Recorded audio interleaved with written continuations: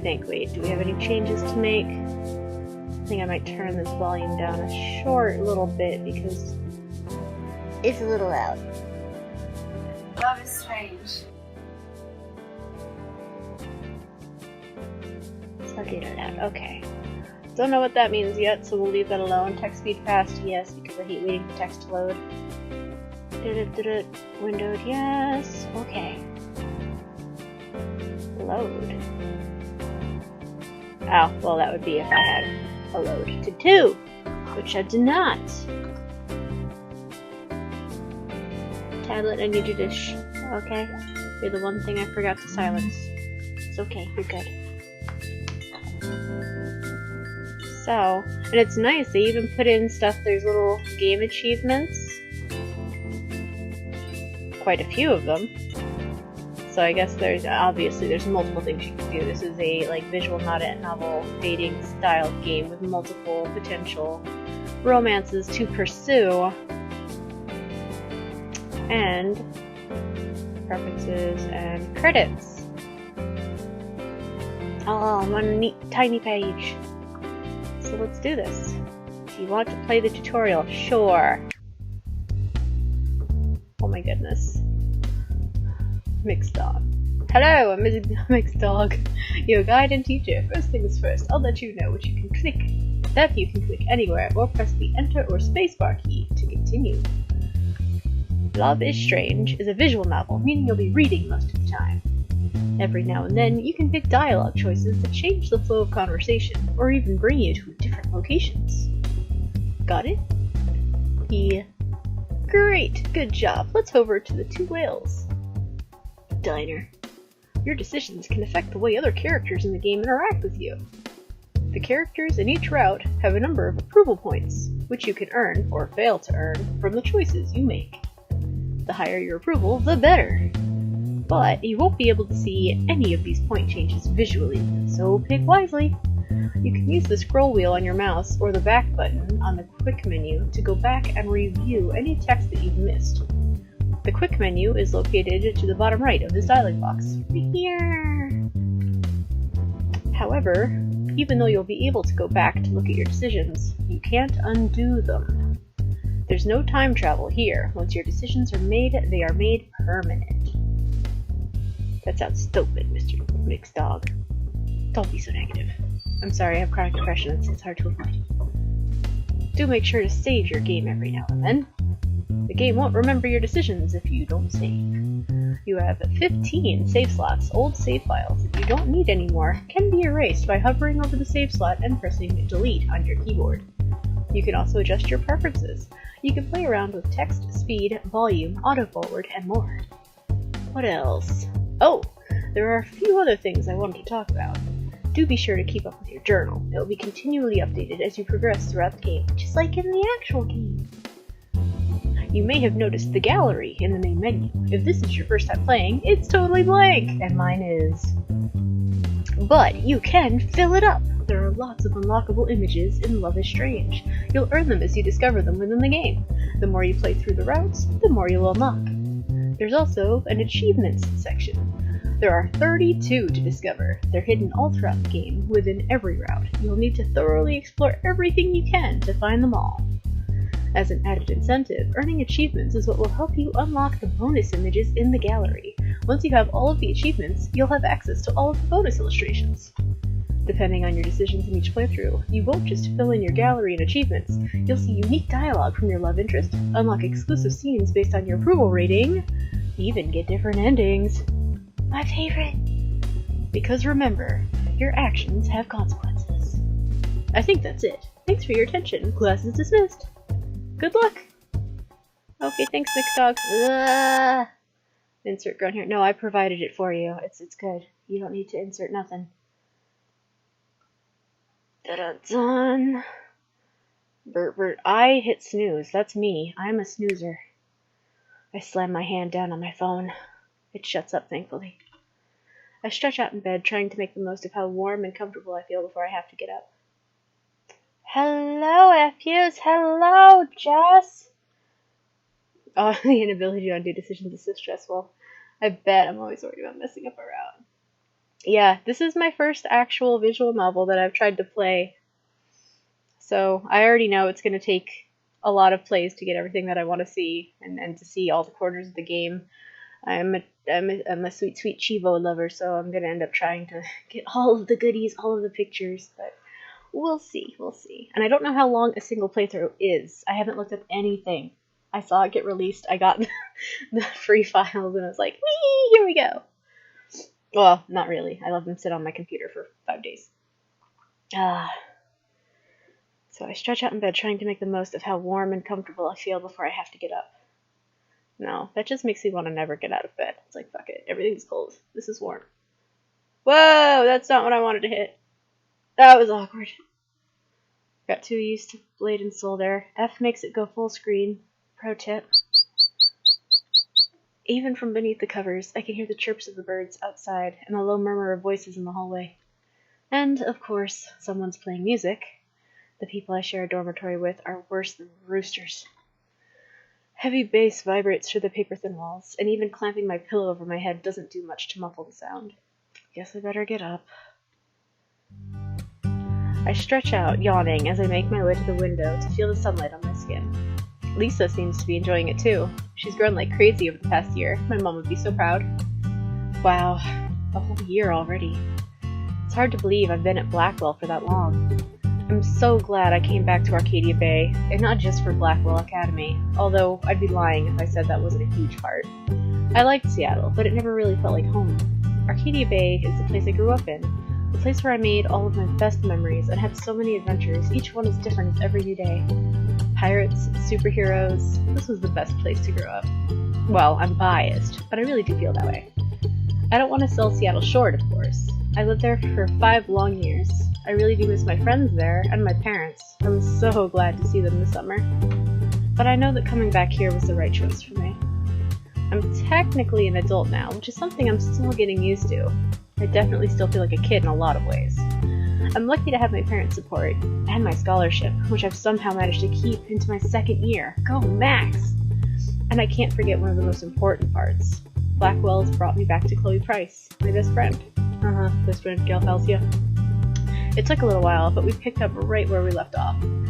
Actually, we did even better, because we didn't exactly part under the best circumstances. But the greatest thing about Chloe is that she's brutally honest with her feelings. Those first few weeks were seriously awkward, but we got through it. I'm determined to be there for her now, even if I couldn't before. Luckily, someone was there for Chloe while I was gone. Rachel Amber. She's totally gorgeous, and she's a really great person too. She's almost too perfect. But she's one of those girls that's just impossible to hate, even though Victoria Chase seems to have found a way. At first I thought that Rachel and Chloe were total opposites, but they're really more like wolves in the same pack.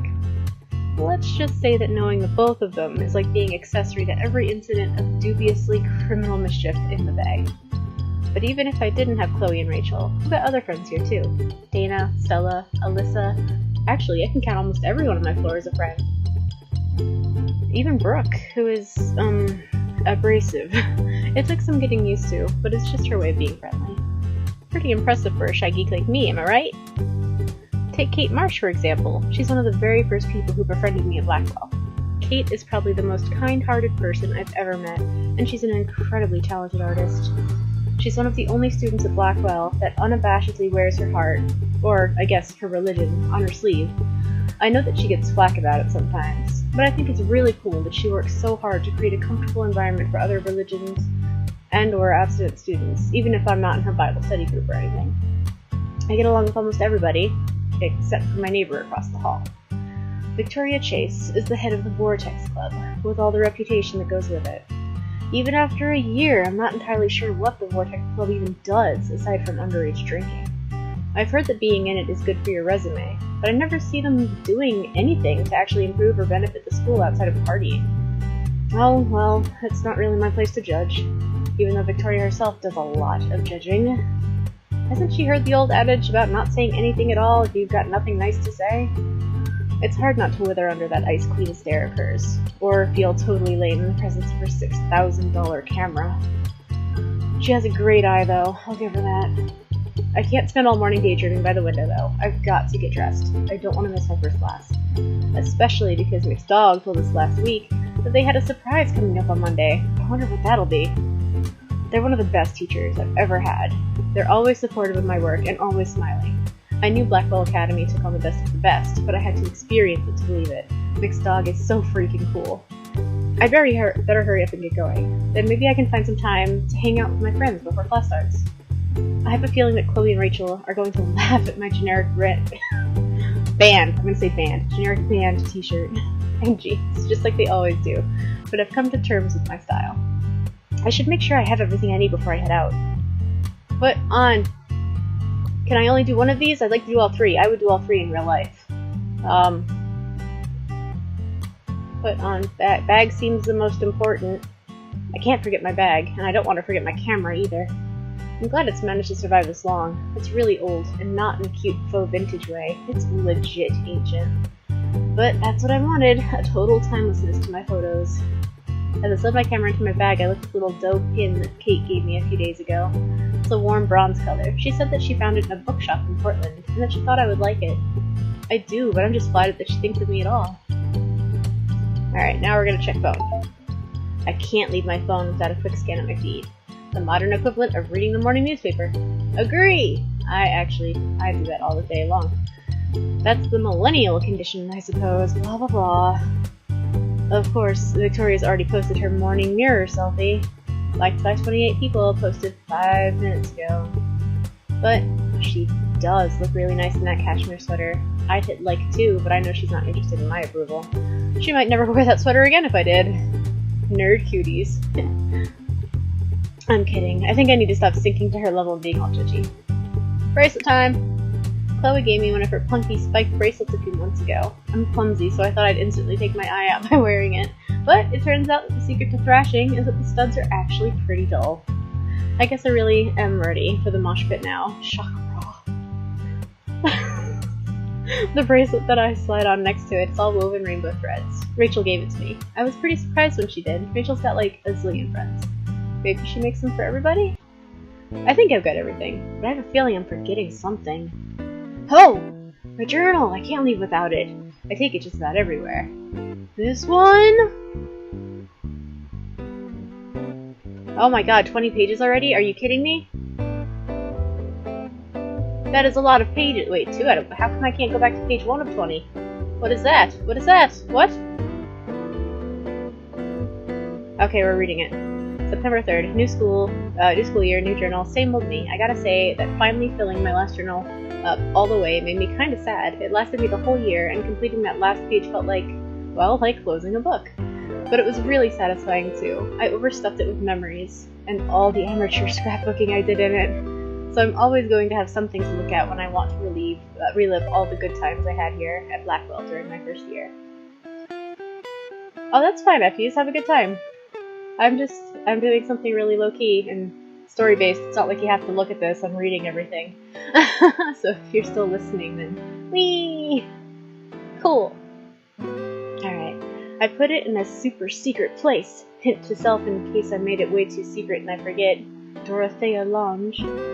Lange? I don't know that person. Artist, author, don't know. And then went out to buy a new notebook. That's this one. So, hello, new journal. Oh, okay. Dorothea Lange. That's a hint to where the old journal is. I wonder if that's something you can find in the game. In this game. Probably. Maybe. Alright, so hello, new journal. I'm Max Caulfield. I'm 17, at least for the next couple of weeks. I'm a wannabe photographer. I also like to play guitar and doodle. Pretty basic, huh? I don't know what this year is going to be like, but if it's anything like my first year here, it's going to be awesome. Fingers crossed. Time to get going. It's 9:42 a.m. and I don't want to miss my first class. I'll update later with all the deets. It's September 5th, so it's 2 days later. I lied about updating later. Oops. In my defense, the last 2 days have been a whirlwind. I'm still trying to get used to my schedule, and I wanted to catch up with all the people I didn't get to see over summer. I lucked out, and I share a lot of classes with my friends this semester. I'm so glad I convinced Chloe to take photography. She's in a bunch of science classes too, so I think she's glad for an easy art class. Rachel's in my photography class too, and so is Kate. And so is Victoria, which should surprise approximately no one. Of course, I have a shit ton of homework already, but that's par for the course. I'm actually pretty happy about it. I know it's weird, but over the summer I missed everything about Blackwell, and that includes the homework. I'm pretty sure I won't be saying this once I actually get started on it, but let me live in blissful ignorance for a little bit, okay? Who is this? Is that Victoria Chase with like a little... She drew her with a little devil horn headband? And a crown? Is that a paw print on her collar? Is she supposed to be a cat or a dog or a bull? I'm not sure. It's cute though. September. Oh, 6. So pages 5 and 6. The first one was 1 and 2. It goes up by 2s. Alright. September 8th. The Vortex Club's already wallpapering the entire school in their party posters. Rachel's trying her best to get me to go. LOL. I can picture it now. Me, wedged into a corner, with a migraine from the music, wondering why the floor is all sticky. No thanks. Chloe already got her first attention. Highly impressive. I sneaked in snacks for her through a window like a ninja. I had to stand in a bush and signal her. I am nothing if not an amazing friend. Kate and I have a tea date set up for today. I'm actually waiting for her to finish getting ready, and then we're off to the races. It'll be really awesome to finally sit down and have a good talk with her, and catch up after summer vacation. Is that a picture of her with a gun, and that's some weird perspective on that lighthouse. Max with a gun like a spy movie pose, Chloe with a cigarette, and a weird top-down three-point perspective of the lighthouse, kind of looking like it's stabbing Chloe in the face. I gotta talk to Mom and Dad today. I had to coach them through getting the video chat set up for the millionth time, but it was so nice. I miss them a lot already. They're really proud of me for keeping my scholarship into year 2. It feels so good to know that they've totally got my back on my quest to become a real artist. I would never have been able to come here at all if it weren't for them. And Kate just texted me that she's ready to go, so GTG. What is that? What is that? It's got alien on it with hot dog, mixed hot dog. But what is it? Is it a snack pack? It looks like a mini popcorn bag for the microwave. But what is it? It's supposed to be your phone? September 10th. I should have guessed that I'd butt heads with Victoria Chase eventually. It was just a matter of time. Sigh. I thought after all the rudeness last year, she might have had some kind of realization during the summer and adjusted her attitude, but nope! It was for the silliest reason, too. Not that she's ever had a good reason to pick on me. She tried to accuse me of stealing a tin of cookies. What? She says it went missing from the kitchen, and that she saw me coming out of it today. No shit, because that's where we all keep our food. It's barely even a coincidence. I swear she's just looking for reasons to bother me. Like she's just constantly dying to get on my case about something. She doesn't even care. For someone like her, bad press is still press, I suppose. I just have to keep being the bigger person about it. But she gets me so mad. Puppy drawing goes woof. September 14th. Rachel gave me a friendship bracelet today. I'm as surprised as you are. She and Chloe and I went, get this, bowling. It was us 3 and a bunch of old people there for their league game. But it was actually really fun. Chloe strikes the pins down like a wrecking ball. She and Rachel were neck and neck. Meanwhile, I became very acquainted with the gutter. But it's cool. It's not like I wanted to win anyway. Sob.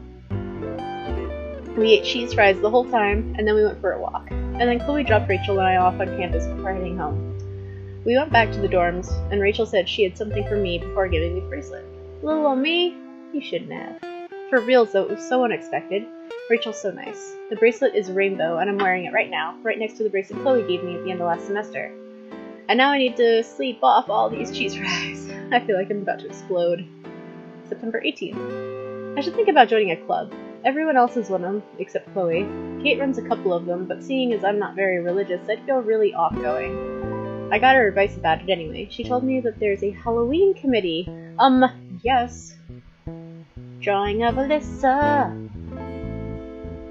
Dana Ward's in charge of it. I might go talk to her about it today. I'm a little shy to try to join, even though Dana's my friend. So, like a wuss, I asked Kate if she'd join with me. Because Kate's a literal angel, she said yes. We're going to go get some details on it later. I'd better start planning my costume. I know Dana's intense about this stuff. Aw, picture of Chloe hugging Rachel with cute little hearts around it. September 24th. My birthday was good! cake at the Two Whales with a few of my friends, and then a little day trip to Portland with Chloe. So glad my b-day fell on a Saturday this year. And the presents are mine. All mine! My birthday? Well, it's not my birthday anymore. My birthday ended 6 whole minutes ago. Close enough, though. Chloe was all mad at Rachel today, because Rachel canceled plans on her. She was all huffy. It was kinda cute. I asked her why, and she said she didn't know. I went knocking on Rachel's door later, and she took 2 whole minutes to answer. When she did, I saw why. She's got a nasty cold. It was almost funny to see indestructible Rachel Amber with a sniffly red nose. Say this much, Max? But I did feel sorry for her, I promise. Drawing of old camera. I relayed the info to Chloe, and she felt bad about getting upset. We went to the market and came back with lemon tea and soup, and Chloe went wherever she does when she picks up weed and scored a few ounces. The look on Rachel's face was priceless when we gave her the get well soon kit. She kept thanking us but told us to go away so she wouldn't get us sick. Chloe said fuck that and sat in her room with her anyway, so if Chloe's sick next week, we're all gonna know why. September 29th. Damn, does the Vortex Club ever face consequences for anything? They held last weekend's party out on the football field. It was insane. They had a live band and a fireworks show. A fireworks show? I could see it all the way from the dorms. There was no way that it wasn't recorded, but of freaking course, not a single cop showed up. Drawing of... Is that... I think it is. Why does it say hello? It's Victoria. It's a drawing of a notepad with a drawing of Victoria in the notepad. And it says hello, and Victoria's got a super pointy nose. The field was completely trashed the next day. It looked like a tornado hit it, or like a really stanky 5-day hippie loaf festival happened out there. It's filthy. Gym classes have been cancelled, and the Bigfoots won't be able to play this week. If I were Principal Wells, I'd send Victoria Chase and her minions out there with trash bags to pick it all up, but he's not doing shit about it, as usual. And of course she won't stop talking super loudly about how awesome and great the party was, or whatever. I think she makes sure I'm in earshot before she brings it up, as if I even care. But maybe I should thank her. I mean, I don't have to go to gym this week. There's a silver lining to everything, or in this case gold.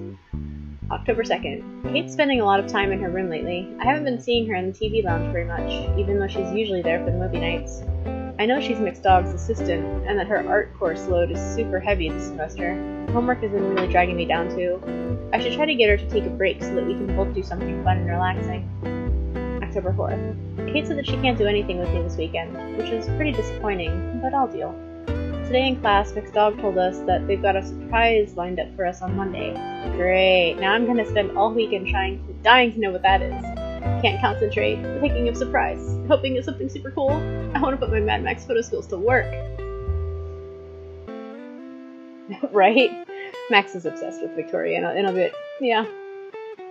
Drawing of Kate with wings and a halo. Okay, so that's the whole journal right now. Alright, can't leave without it. I take it just about everywhere.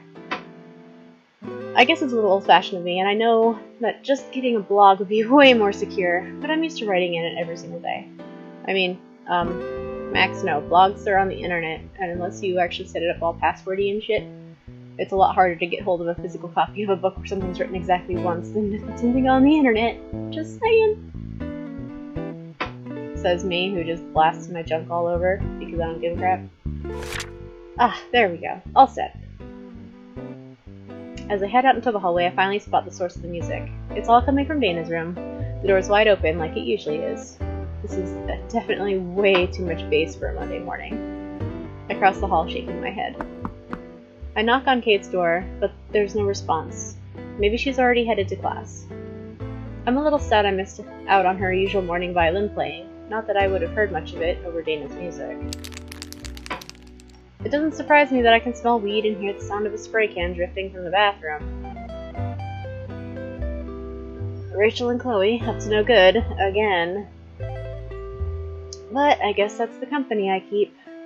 Victoria's usually got her door open, or music playing, like Dana, but it's quiet this morning. I guess she went to class early too. I've never seen her show up late to anything.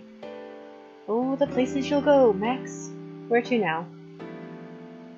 Let's go to the bathroom, because we love our friends. Even though they're making it stank in here. When I reach the bathroom, I find Chloe smoking in the corner, slouching there with the joint pinched between her fingers. Rachel's busy adding graffiti to the opposite wall. Let's talk to Chloe first. Having fun, Chloe? Chloe grins at me, giving me her usual up-to-no-good look. Yep, I'm totally getting lit over here. I groan, and Chloe just bursts out laughing amid a cloud of sharp smoke. You're terrible, you know that? And you love it! But what's up? I'm pretty sure you didn't come over here for a hit. I lean against the wall next to Chloe, nudging her with my elbow. I'm not a fan of how weed smells, but I've gotten used to being around it by now. It seems to chill Chloe out, and I'm all for anything that keeps her happy. Just wanted to see what my best friend's up to this early in the morning. And to ask what you think of Vic's dog's surprise today. I can't figure out what it could be. Chloe shrugs, taking out the drag.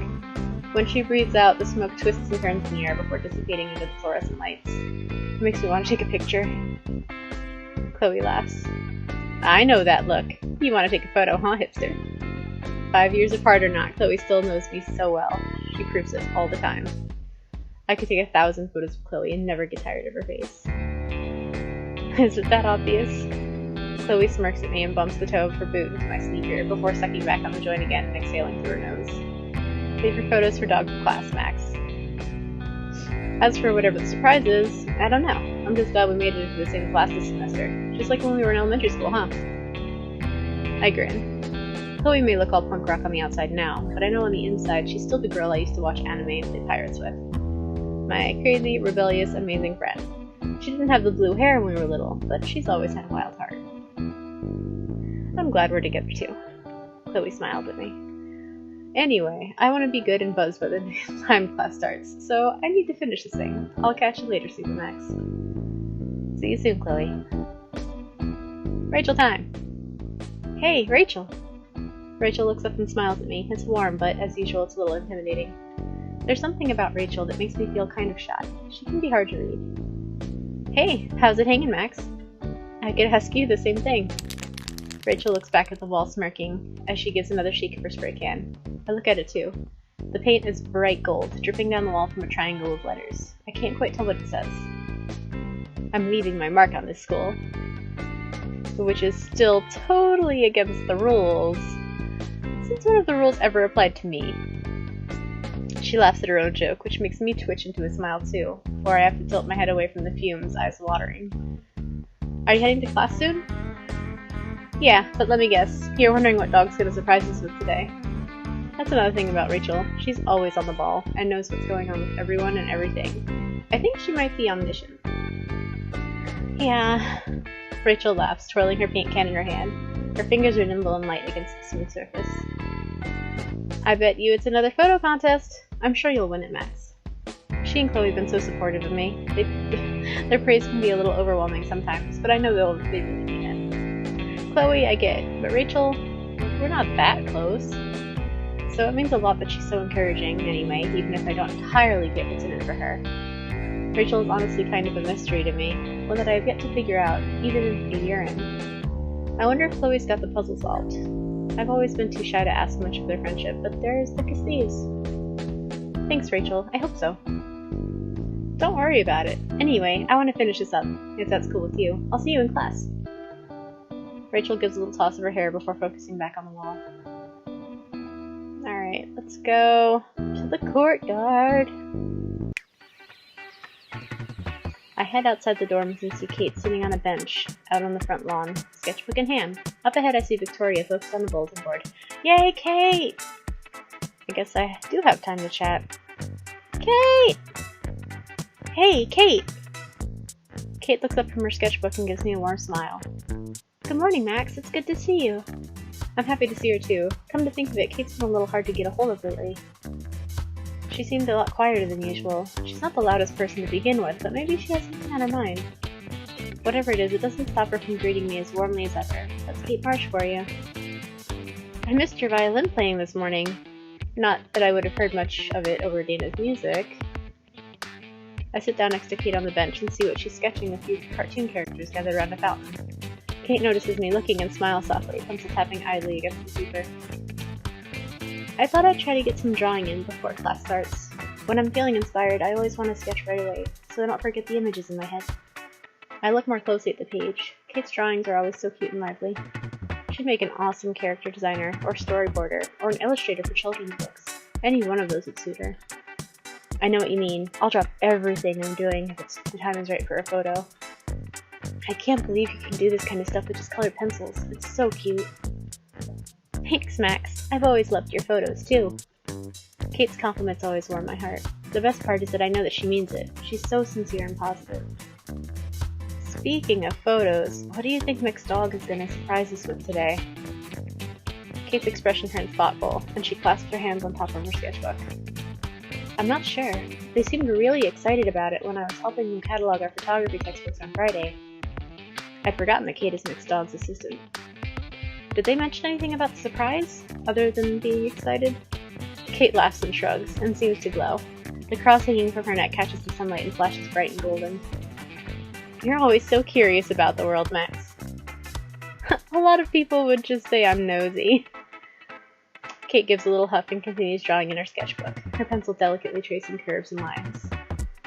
I think you have a knack for adventure, like Gloria here. She's an amateur detective. Kate points to one of the characters in her drawing, a small figure peering into the fountain with huge, inquisitive eyes. A little cattail pokes out from under the character's long coat. Thanks, Kate. I'm glad you believe in me. I should get going, though. Kate nods. I wouldn't want you to miss Mick's dog's surprise. I'll catch up soon. See you, Max. I guess we'll talk to Victoria. Victoria looks so focused on the message board. She's got her arms crossed like she's annoyed by what she's reading, but I'm not sure what it is she's looking at. I scan my eyes over the board. There are flyers for club meetings, another plea about the cat fix tablet, some stuff about global warming, the average Blackwell marquee. I don't usually go out of my way to talk to Victoria, but she might be the only other person who takes photography classes as seriously as I do. It might be good to scope out what she thinks about today's surprise. Hey, Victoria! Victoria turns around, and for a split second I see surprise in her face before it's replaced with a stern look. What do you want, Max? Her tone isn't totally hostile today. Guess that's something, at least. Just wanted to say good morning, if that's okay. Victoria snorts and rolls her eyes. I wouldn't call it a good morning as long as you're around. Wait, seriously? I throw my hands up in defense of giving a huff of exasperation. I can't catch a break with Victoria, can I? Wow, nice burn. Let me go to the nurse and get myself an ice pack. Victoria crosses her arms with an impatient sigh and then gestures with her fingers. Really, what do you want? I glance back to the bulletin board and see a small flyer in the corner. It's an advertisement for a photography exhibition in Portland. I think I found what Victoria was looking at. Just wondering what you think Mick's dog's got prepared for us today. You know, the surprise they mentioned last week. Victoria purses her lips and looks away for a second before turning back to me. I heard a rumor that it's another photo contest, like last year. She sounds kind of tense about it. I suddenly remember how she'd placed second in the photo contest last year. She hadn't looked happy about it at all. I know she'd busted her ass on it. Even I have to admit that her submission was really good. I totally thought she'd win. I have a feeling she took losing a lot harder than she let on. If it is, good luck, Victoria. That definitely wasn't the response Victoria was expecting. Her eyes widen and her mouth dropping open for a split of a second before she recovers. She's not scowling at me anymore, at least. I didn't even feel bad ignoring her. I don't know. When I played toward the end of the game, I definitely didn't dislike her as much as I originally had. And I sympathize with her, the feeling that she has that she needs to be good to be worthwhile. Like, I have that hardcore, and I had it even worse when I was actually in school. So we have that little bit in common. So I like to just do everything possible in games. So those two things are gonna have me talking to Victoria. Yeah, you too, Max. Oh, I wasn't expecting that either. We stand there for another moment. Neither of us seems to know what to say. Awkward. Victoria makes an irritated sound, finally breaking the silence. Look, I've got to get back to figuring out my schedule for the week. Club meetings and shit. I'm pretty sure that wasn't what she was doing, but I'm not about to call her out on it. Yeah, of course. I'll see you in class. She turned back to the bulletin board. Well, that could definitely have gone a lot worse. As far as encounters with Victoria Chase go, that was practically painless. Once I enter the classroom, I head to the back and sit down in my usual seat. Contrary to what Chloe would have you believe, I don't sit back here to slack off like she does. I sit back here because it's centered, right by where Mixed Dog usually lectures. Speaking of Chloe, I can see her sauntering in with Rachel. She grabs a couple of chairs and drags them noisily across the tiles so that she and Rachel can sit with me. Chloe looks like she's already prepared to nap all the way through class. Typical. Rachel, on the other hand, she's got top marks even though she's more into being in photos than not taking them. She's already got her textbook open, and she's running a paint-stained finger down one page. Victoria walks in just a moment later with Taylor at her side. She glances at me, and then immediately looks away when she catches me looking back. Her lips are pressed together in a hard line as Taylor chatters in her ear. I guess she's not in a gossipy mood today. Kate's seat is over by the window. She mouths hello to me as she takes her spot, organizing her books into a neat pile. I thought that would only be in the tutorial, but it's not. Mixed Dog. Good morning, class. What a lovely Monday morning. There's a few grumbles here and there. Chloe's is the loudest. Mixed Dog ignores them all. As you all know, I told you last week I'd have a big surprise coming today. Well, the day has come for me to announce the second annual Blackwell Photo Contest. I can feel butterflies literally explode in my stomach. Oof. Next to me, Chloe and Rachel shoot me looks. Called it. Victoria stiffens in her seat and sits up a little straighter. Kate smiles, of course. She's as bright as the spot of the sun she's sitting in. Now, this contest will be a little different from last year's. You'll have to pick a partner because the contest's motif is the bonds between people. This doesn't mean you both have to be in the photo, although that's not against the rules. The photo can be of anything. Your bond will be expressed by working together. I want to see all kinds of photos represented. I encourage all of you to enter. At the end of the week, each pair will submit their photo. Of course, I'll be judging to pick the winner. As for the prize, the winner will have their photo displayed in the front entrance of the main building and a feature in the Blackwell Totem. We only have until Friday? Shit! If I wind up entering, I'm gonna have to start thinking about it right away. Who am I kidding? Of course I'm going to enter. Mixed Dog turns to survey the class, hands on their hips.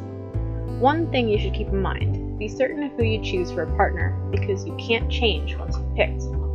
You will both need to work together to create your photo. No cooperation, no entry. I'm starting to feel a little bit nervous about this whole thing. Sure, I've been taking photos for as long as I can remember, but I've never collaborated with someone else like this before. If you plan to enter, I need you to pick your partners before the end of today's class, so that I can add your names to the registration sheet. No pressure! Double shit, I have no idea who to ask, and almost no time to make up my mind. Fidgeting nervously, I glance around the classroom. I can already see people murmuring to one another about their plans. Chloe, who's half asleep, raises her eyebrows at me when I meet her gaze. I guess she wasn't so zoned out that she wasn't listening. Rachel winks when I look at her, and I think about how much practice she's had posing for photos. Everyone knows that she wants to be a model. Kate waves her fingers at me, smiling encouragingly. She doesn't have to say anything for me to know that she thinks I should enter. Victoria, she stiffens a little, but she doesn't look away immediately, this time. She holds my gaze. I'm not sure if she's issuing a challenge? The choice is mine. I could ask anyone. Nothing's stopping me but my own shyness. The worst that could happen is that I'll be turned down, which honestly seems completely mortifying, if I'm gonna be real here, but I'll be even more disappointed with myself if I don't enter at all. Who should I ask? Lovely lady lineup time! Oh my gosh. Oh, I love Kate to death. I'm gonna go with Kate. I'm gonna see what Kate. Are you sure you want to choose Kate? Yes! I pick up my camera off my desk and make my way over to Kate, who's still looking at me. I'm so excited for you, Max. This contest was made for you. I wish I could feel the same way. I'm already nervous.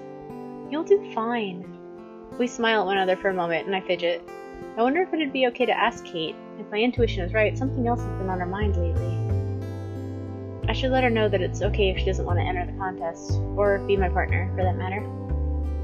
So, I was wondering if maybe you'd like to be my partner for the contest. You definitely don't have to, but I thought it might be fun to finally get to work together. We've got a great artistic eye, and... Kate's not saying much. She's got her hands folded together, and she's looking down at them. I decide to shut my big fat mouth. Finally, she speaks quietly. I'd like that very much. Oh, Kate, I'm really happy to hear that, but you don't have to. I know you have lots of work to do, usually, with your art classes and being Mixed Dog's assistant and your club. Kate suddenly laughs, high and sweet. Max, I always have time for you. As long as you're totally serial. I know you have a lot on your plate. Completely. I'm flattered you asked.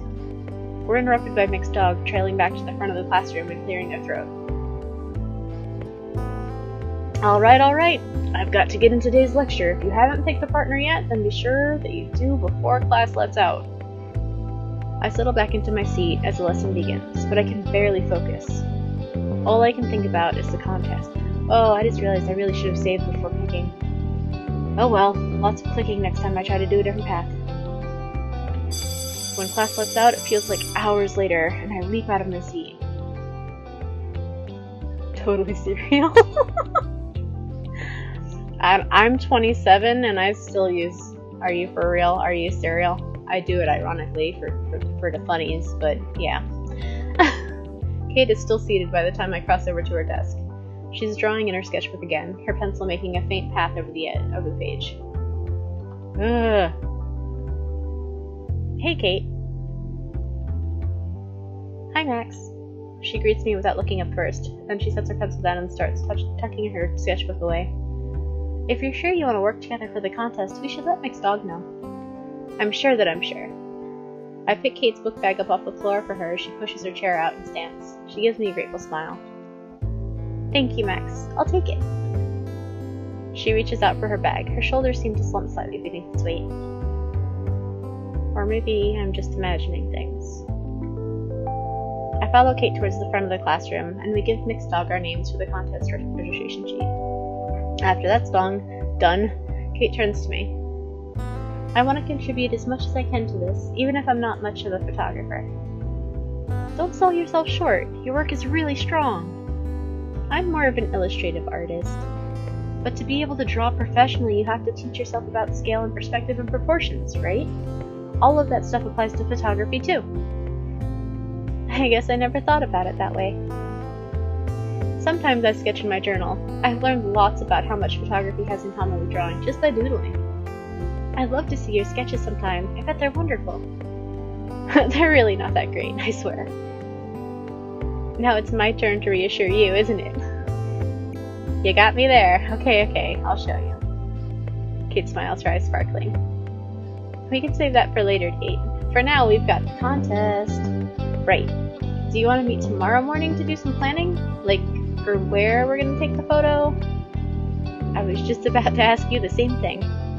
Well, how about the 2 whales? I'm never not in the mood for a good breakfast. Same, so it's settled. I've got to catch my next class, but I'll message you later to set up the time. Sounds good. I pause, hesitating as I look at Kate's tired face. Thanks for partnering with me, Kate. Take care, okay? I will, Max. I'll see you tomorrow. Kate's chin drips toward her chest as she leaves the classroom. I hope she's alright. She's as warm as ever, but I can't help but feel that something is off. I hope I'm wrong, but maybe this contest will help her take her mind off whatever it is. I'm gonna try to romance Kate. I loved Kate so much personally. When I was playing, I was like, Kate is such a huge sweetheart. Oh my gosh. Kate literally does nothing wrong. Kate is like Max describes. Kate is a literal angel. I'm gonna try to romance Kate. It's about 10 in the morning by the time I get to the diner the next day. God damn it. If that's doing something funky with the stream, I apologize. I keep hitting F instead of spacebar, and that makes it flip into full screen. There's still a decent crowd even though it's a little before the lunch rush.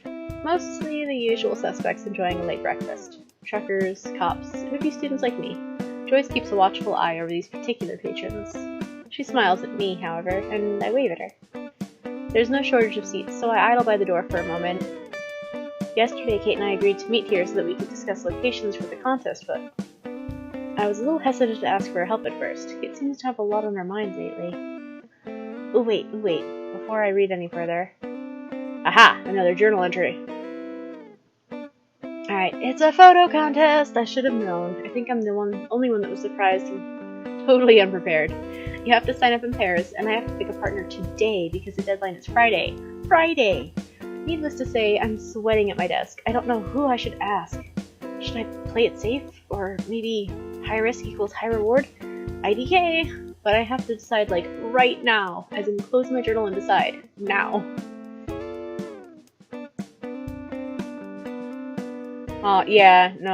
When it comes to a lot of arts degrees, it's your portfolio that speaks much louder than your degree.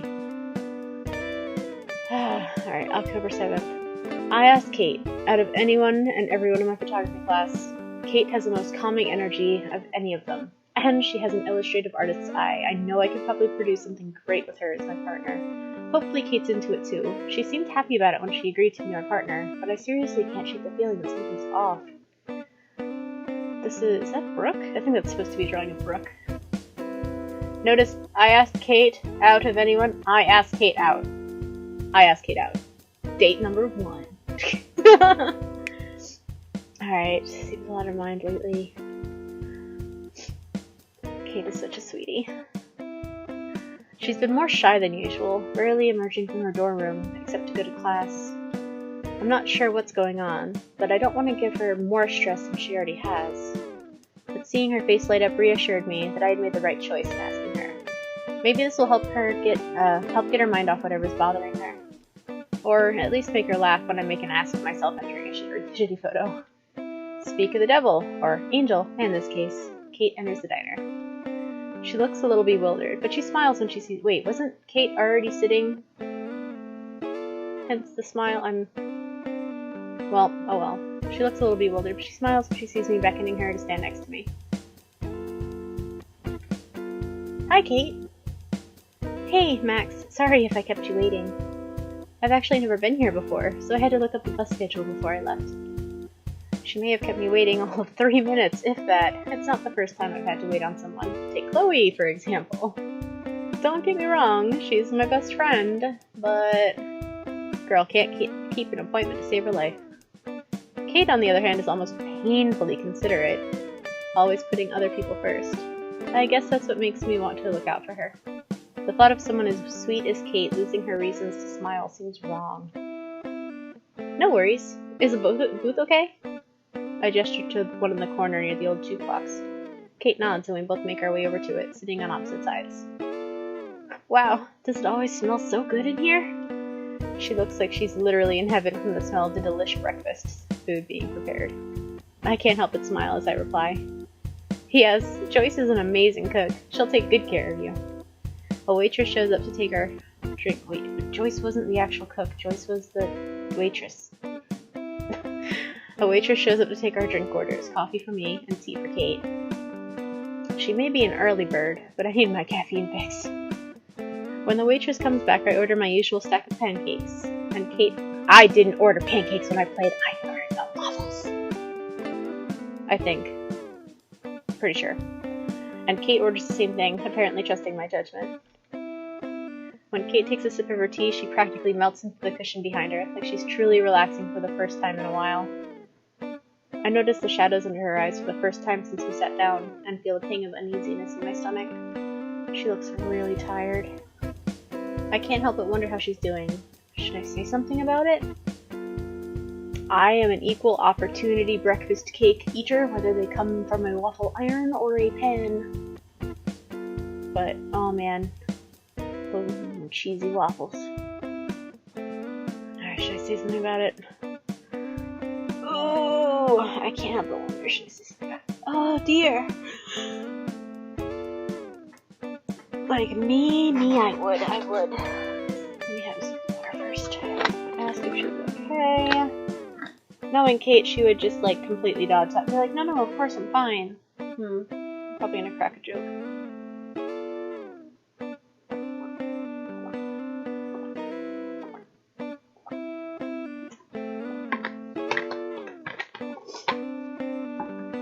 Yay.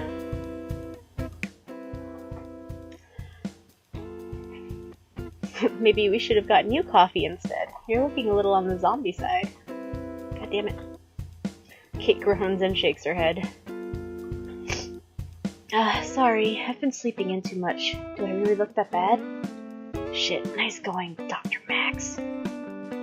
No, of course not. I meant to say you looked a little tired. Are you sure you're feeling up to this? Definitely. Sorry for making you worry. Only Kate would feel bad in a situation where someone else insulted her. I hate to imagine that she's been going through a thing like that. Insult her as shit!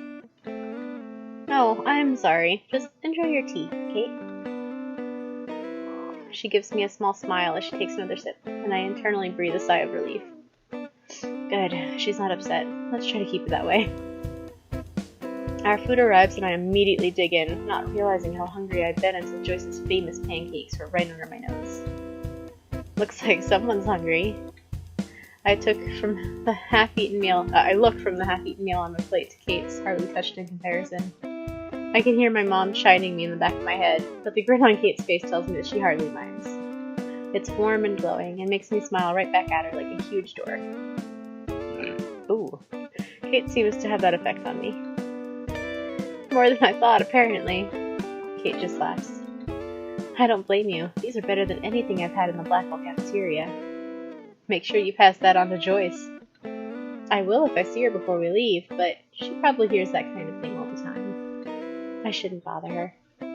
I reach across the table and nudge her hand gently with my own. You're never a bother, Kate. You've got to believe that. She looks at her hand and then back up to me, grinning again. I'll try, Max. She smiles so much when we're alone together. Oh, it's so gooey, I love it. Kate doesn't open up to a lot of people, preferring to keep to herself most of the time. I'm one of the lucky ones that gets to see the other side of Kate, her chatty, bubbly side. It makes me feel awesome. After I finish inhaling my breakfast and Kate goes about eating hers, I decide to bring up the contest entry. Alright, we don't have a lot of time, so we need to think of a game plan. Kate looks up from where she's been twirling her fork and the remnants of her pancakes, giving me her full attention instead. Right, what did you have in mind? The location of the photo is going to be really important, so let's focus on that first. Do you have any... I stop, suddenly very aware of Kate's eyes on me. Not focusing on my words, but on me in particular. What? Do I have something on my face?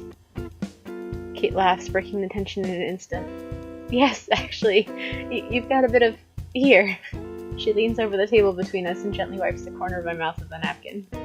She does it so naturally and gently that I barely have time to register what's happening. Before I can react, she's seated again. There, that's better. Thanks. I touched the side of my mouth where Kate's hand had ghosted, feeling a slight heat in my cheeks. It felt really nice to get her attention. Alright, Max, focus. The contest, remember? See, that's why I picked you to be my partner, Kate. I'd be all over the place without you. Yeah, about that. Kate fingers her cross necklace self-consciously, like there's something on her mind. What's up? Kate shrugs, looking away. Are you worried about the contest? It's not that. Her eyes snap back to mine. I'm not worried about you handling the contest, Max. I'm just not sure why you picked me to help you. What do you mean? I haven't been feeling myself lately. What if I slow you down or mess you up? I just don't think I'm as talented as you. If I screwed up your chances of winning, I feel awful. Wow, she's really beating herself up over this. She's really beating herself up over this. Kate,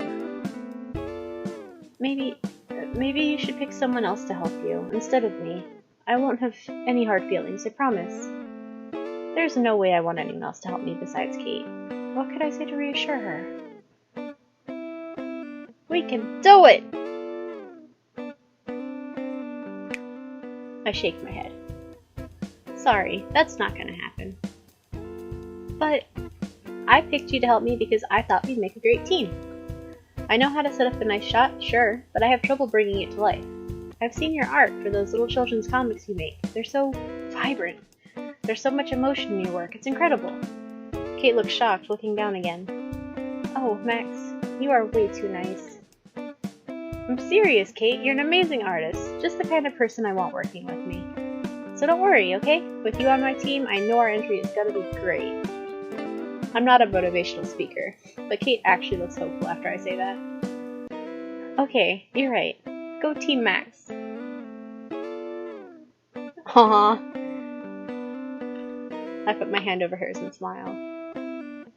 Fuse, if you've ever played Life is Strange, Kate gets, spoilers, gets targeted by a really gnarly cyberbullying campaign and goes through a pretty nasty bit of depression. So she's got a lot of that. Her family background, her story is very conservative Christian.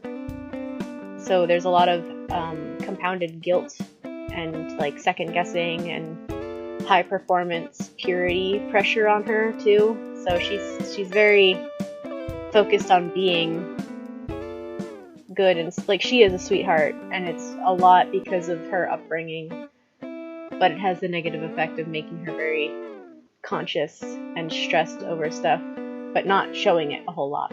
I love Kate so much. I just want to hug her forever. You mean Team Max and Kate. We finish our drinks and get ready to exit the diner. According to my phone, it's only been an hour since we sat down to breakfast, so there's still plenty of time left in the day. Where to now, Max? Do you have any ideas for a location?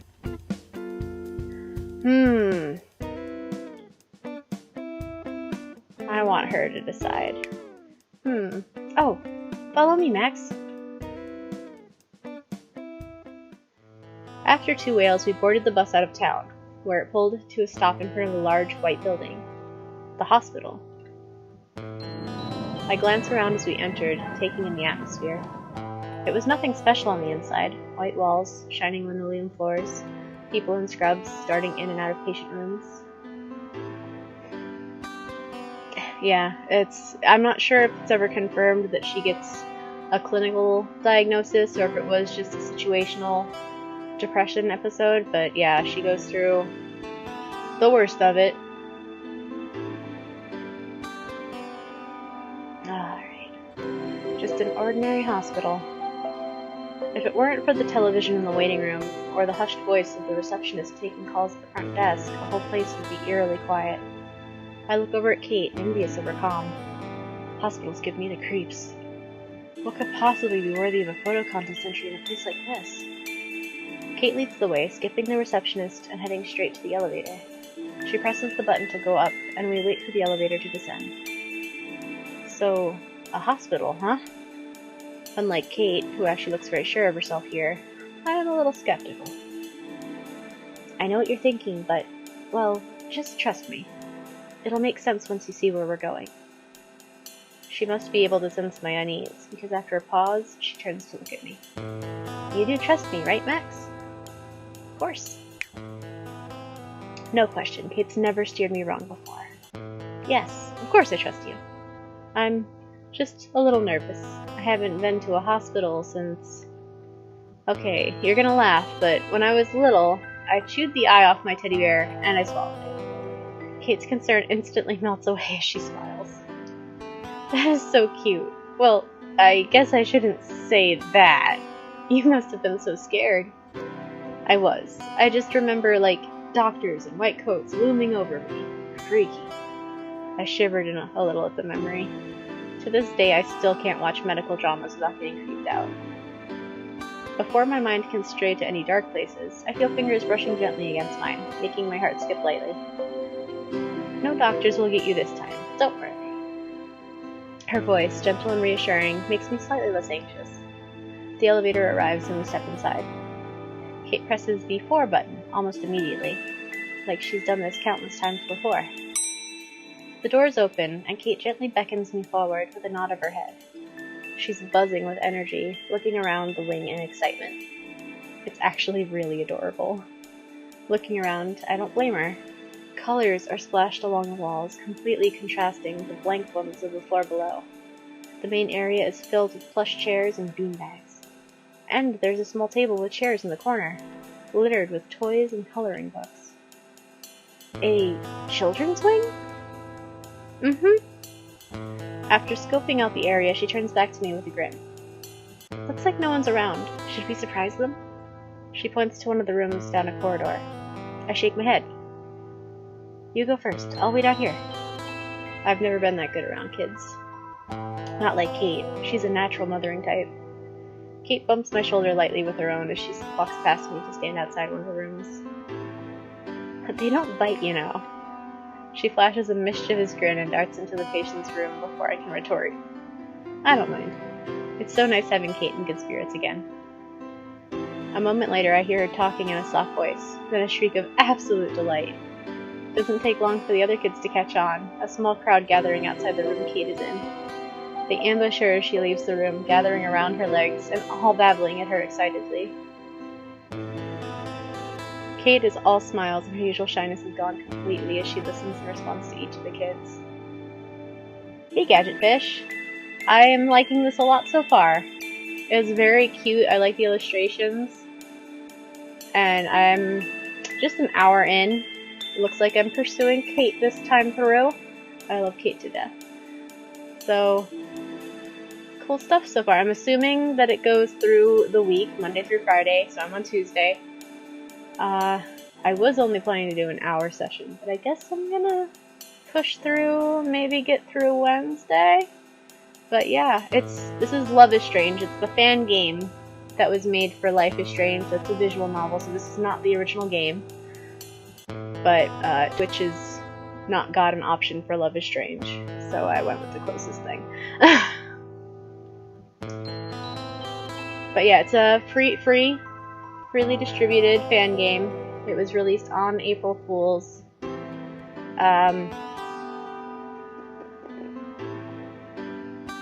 Alright, yeah, I should save. Cool.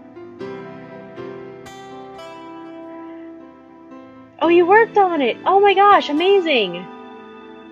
Nice!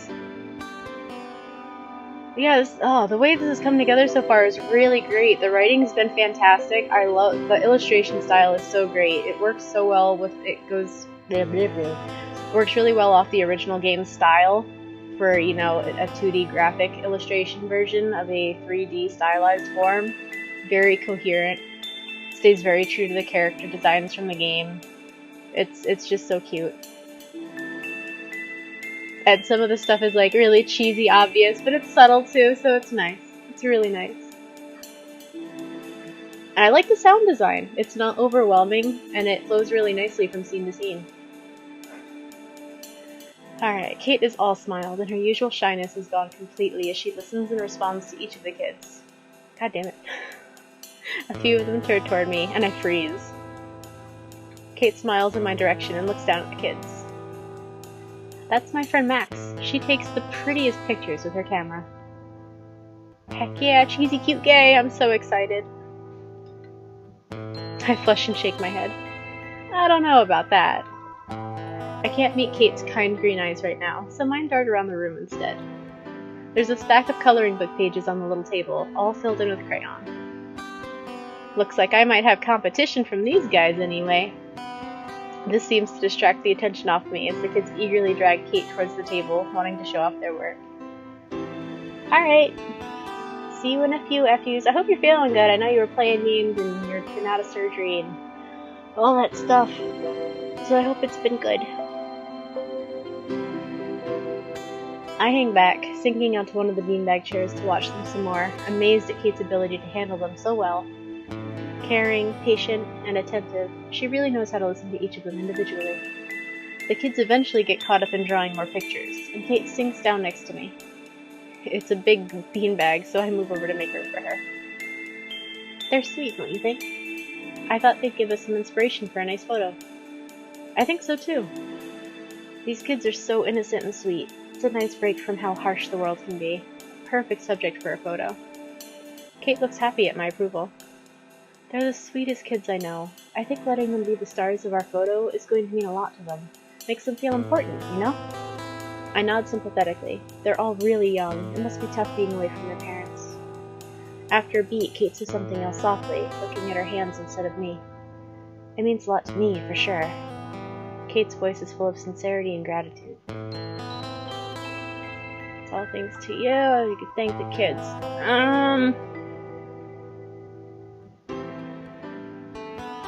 Let's do thanks to you. Let's flatter her! Don't give me the credit. It was your awesome idea. I'm just supplying the camera. She rolls her eyes. Well, that just makes us even more of a team. We wouldn't have a chance at winning without you. She looks at the kids again. But I don't think it's thanks to me at all. They're the ones who inspire me. They're so young, but still so brave. I owe them a lot, even if they don't realize it. Definitely. They really love you too. It's so cute. Looks like I made Kate blush this time. I know. Some of them don't get a lot of attention. Their parents are either rich and leave all their kids' care up to the nurses, or so busy working to provide for the rest of their families that they can't make it out here in person. So I try to keep them occupied. Kate, that's so awesome. You're like their cool big sister. Kate raises an eyebrow. Cool kids spend their time volunteering on weekends? I'm not so sure some of our classmates would agree with you. I rolled my eyes just thinking about the cool kids at Blackwell. Jocks and narcissists like to tear people down. Art school comes with its snobs, unfortunately. Definitely. Volunteering is totally punk rock, as Chloe would say. You really think so? There's a noticeable change in Kate's tone of voice, quiet and despondent, as she turns her attention to the kids instead of me. Kate? Something's definitely bothering her. I sensed it back at the diner, but it feels even stronger now. We don't speak for a moment. I reach out to touch her shoulder gently, causing her to jump a little. Sorry, I zoned out. Kate, whatever's going on, I want to help. Kate sighs, looking at her hands. I don't know if you can. Let me try, at least. I know I don't always have the best ideas, but I don't like to see you hurting. This brings her attention back to me. I smile encouragingly. You trust me, don't you? I don't expect her to agree so quickly, but she does. I do trust you, Max. Okay. I've been dealing with some really mean people recently. What? Who? Who would even be mean to Kate? It started with the Bible study I tried to start at Blackwell. I was just trying to make a safe space for discussion, but some kids didn't like it. First, someone wrote curse words on my room slate. Then Hayden and his friends started whispering about me in the halls. And then somebody made some awful drawings of me. She doesn't explain further, and I don't want to make her. I'm already plenty furious. I don't get very angry this often, but when it comes to Kate, I feel like I have to protect her. Especially now when she's getting ganged up on for no reason. Kate, I'm so sorry. I had no idea. Better that you didn't. I'm probably just being too sensitive. No, you're not. Nobody deserves to be treated like that. Especially not Kate. Poor thing. Kate shrugs. Maybe, but what can I do about it? I'm not strong like you, Max. You can stand up for yourself, and I will help you. You can't let them walk all over you like that. If you don't stand up for yourself, they're just going to keep going after you. That is not okay, so you've got to tell them to step off, before it gets worse. Kate considers this, looking a little intimidated at the notion. I know I should, but I just... You don't think you're strong enough. I know. But you're so kind to me, and these kids, and even the people who aren't nice to you. That makes you stronger than they could ever hope to be. That's so nice of you to say, Max. I just don't know if I believe it. I shake my head. You've got this, Kate. I have faith in you. Kate nods. You always have, so I'll try to do it. For you. Do it for yourself first. That's the most important thing. Kate actually beams at this, and I get that warm, awesome feeling in my chest. You're a blessing, Max. Kate gets to her feet and takes a glance at the clock. I'm a little tired now that I got that off my chest. Would you mind heading back to Blackwell now? After I say goodbye to the kids, of course. Sure, whenever you're ready. Watching her light up as she talked to the kids again eases my worries. I just hope my advice helped her. Wednesday. Maybe I'll play through to Friday. If I've gotten through Monday and Tuesday in just an hour and 10, I should be able to power through to Friday. I'm still reeling over what Kate told me yesterday. I could never have guessed she was getting trouble from bullies. Who could be mean to Kate Marsh, of all people? It makes me furious to think about, and kind of lousy at the same time. I'm supposed to be her friend, and I had no idea this was going on. I should have said something, asked her out for tea, or sent her a text at least. Some friend you are, Max. This is the worst. But there's no use worrying about what I didn't do. It's not like I can rewind time and fix it. The important thing is being here for Kate in the present, in whatever way she needs. The bus reaches its destination, jerking me out of my thoughts. I have to stop by the boardwalk today. Oh? There's a lot of neat little shops down here. Handmade souvenirs, antique stores, gift shops. There's even a place that sells camera gear for the tourists looking to preserve their memories of our sleepy little beach town. This shop also sells hella cheap Polaroid film, which I need to take the contest photo.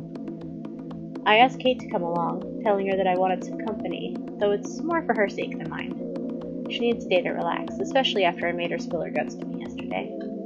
She seemed okay when I texted her last night, but I still wanted to see her in person to make sure. And her response to being asked to join me was so damn cute. I pulled out my phone to let Kate know that I've arrived, glancing over my last received text from her. Sounds wonderful. I'll see you around 9, and I promise I won't be late this time. Smiley face XOXO from Kate. Relief washes over me again, and I smile. I hope those emojis are legit. Too much sad Kate is not a good thing. I'm about to type out a quick text, but there's no need. I could see Kate on a bench not too far from me, hands folded in her lap, staring out at the glittering ocean. I put my phone away, and I start to walk quickly in her direction, not wanting to keep her waiting. She sees me out of the corner of her eyes. I approach, smiling up at me. Max, there you are. Hey, Kate. Sorry if I kept you waiting long. I rubbed the back of my neck sheepishly, thinking about the 3 times I had hit the snooze button on my alarm this morning. That's me.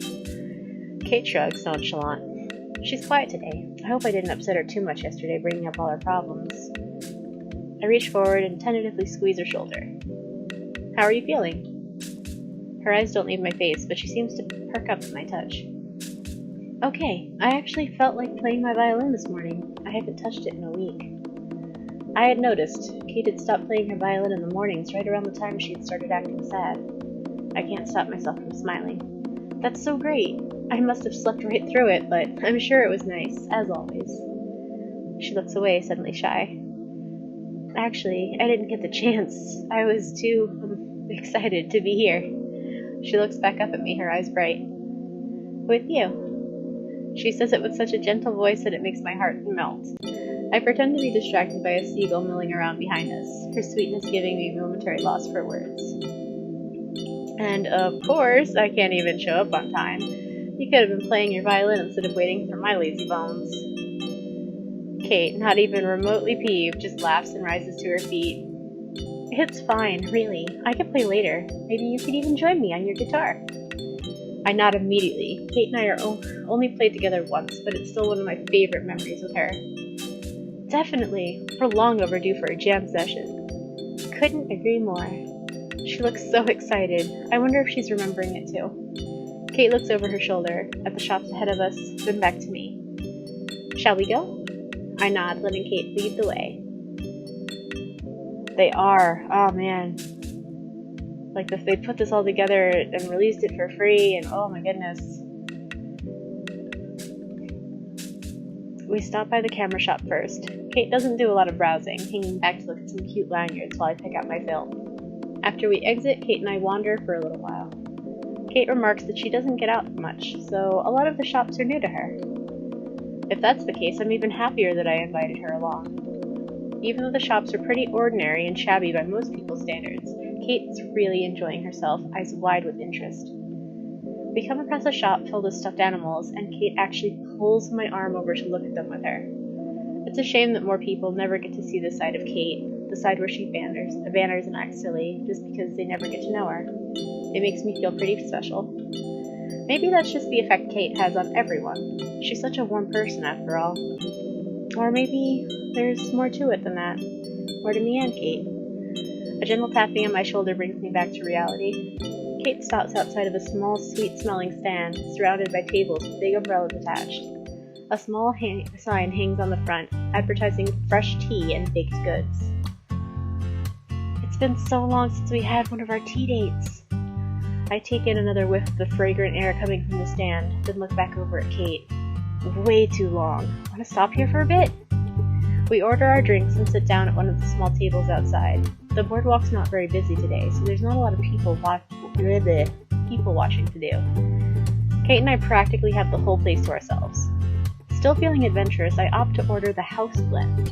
The spices emanating from it are powerful, and as I take a sip, my nose wrinkles. I let out a groan of surprise, and Kate grins at me from across the table. Too nice to laugh at my misfortune, but I can see it on her face. That's really strong. How's your tea? It's good. I always get chamomile, because I'm boring. She says this with a smile, so I know it's not self-deprecating. It helps with my anxiety, too. I nod, a little concerned. You have that a lot? Kate arches an eyebrow.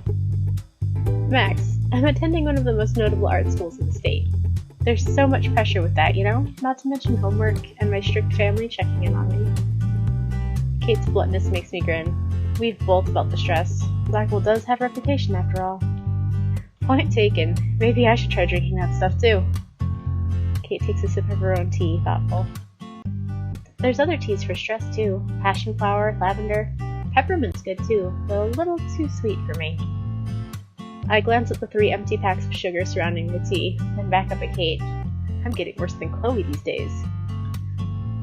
I don't think I'd have that problem. Kate actually giggles at that. No, I guess you wouldn't. You could try. She stops herself suddenly, looking down at her tea. After a pause, she notices my worried look and speaks again. Sorry, you must be bored of me talking by now. I feel like I've been rambling so much today. No! No! Not at all! These are terrible options. I don't want either of these.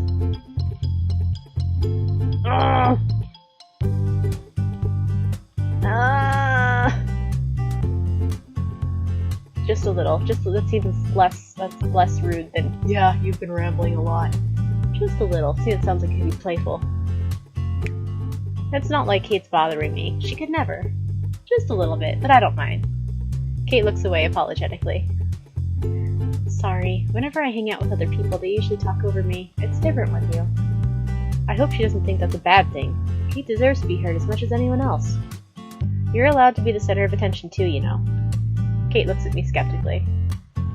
I'd rather not be, honestly, but I appreciate the thought, Max.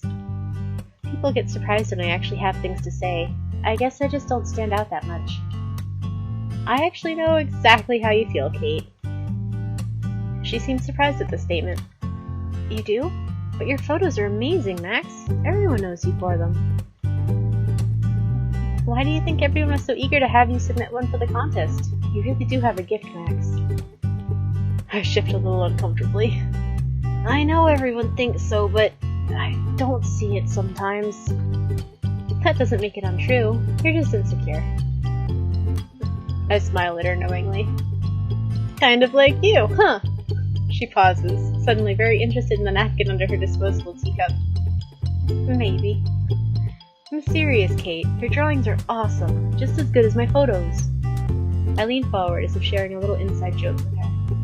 I still haven't erased that drawing you left on my room slate, just in case it's worth something one day. Kate had doodled a cute doe on my room slate a few days earlier, wearing a plaid shirt and a camera around its neck, an obvious caricature. Kate erupts into giggles at that. Okay, now you're being way too nice. I spent 2 minutes on that crap, tops. I gasped dramatically, mock offended. How dare you, Kate Marsh? That doe is obviously adorable. Kate crosses her arms. Well, I did use you as an inspiration, so you could be biased. Kate, please. That is not the only reason. I shut up and take a sip from my tea, a sudden heat rushing to my cheeks. She's so cute, isn't she? Isn't she? This is the best. They're having a tea date. I want to have a tea date. For some reason, the implication that Kate may think I'm adorable is making me trip on my words. It better not be. I actually want to write children's books one day, and do the illustrations, of course. So, cute art is a must. I grin at the thought. That's perfect work for you, Kate. Kate beams back at me. I didn't have a lot of friends when I was younger, so I read a ton of picture books. They were a big comfort to me. I even kept some of them to read when I'm sad. Pretty childish, huh? No, it's cute! It's cute! It's so cute! No, it's actually cute. My room back home is practically a museum of old kid stuff I've never thrown away. Plus, I still sleep with my captain, my, stuffed bear. Kate laughs softly. That makes me feel better. I actually don't have any stuffed animals. Alice is enough for me.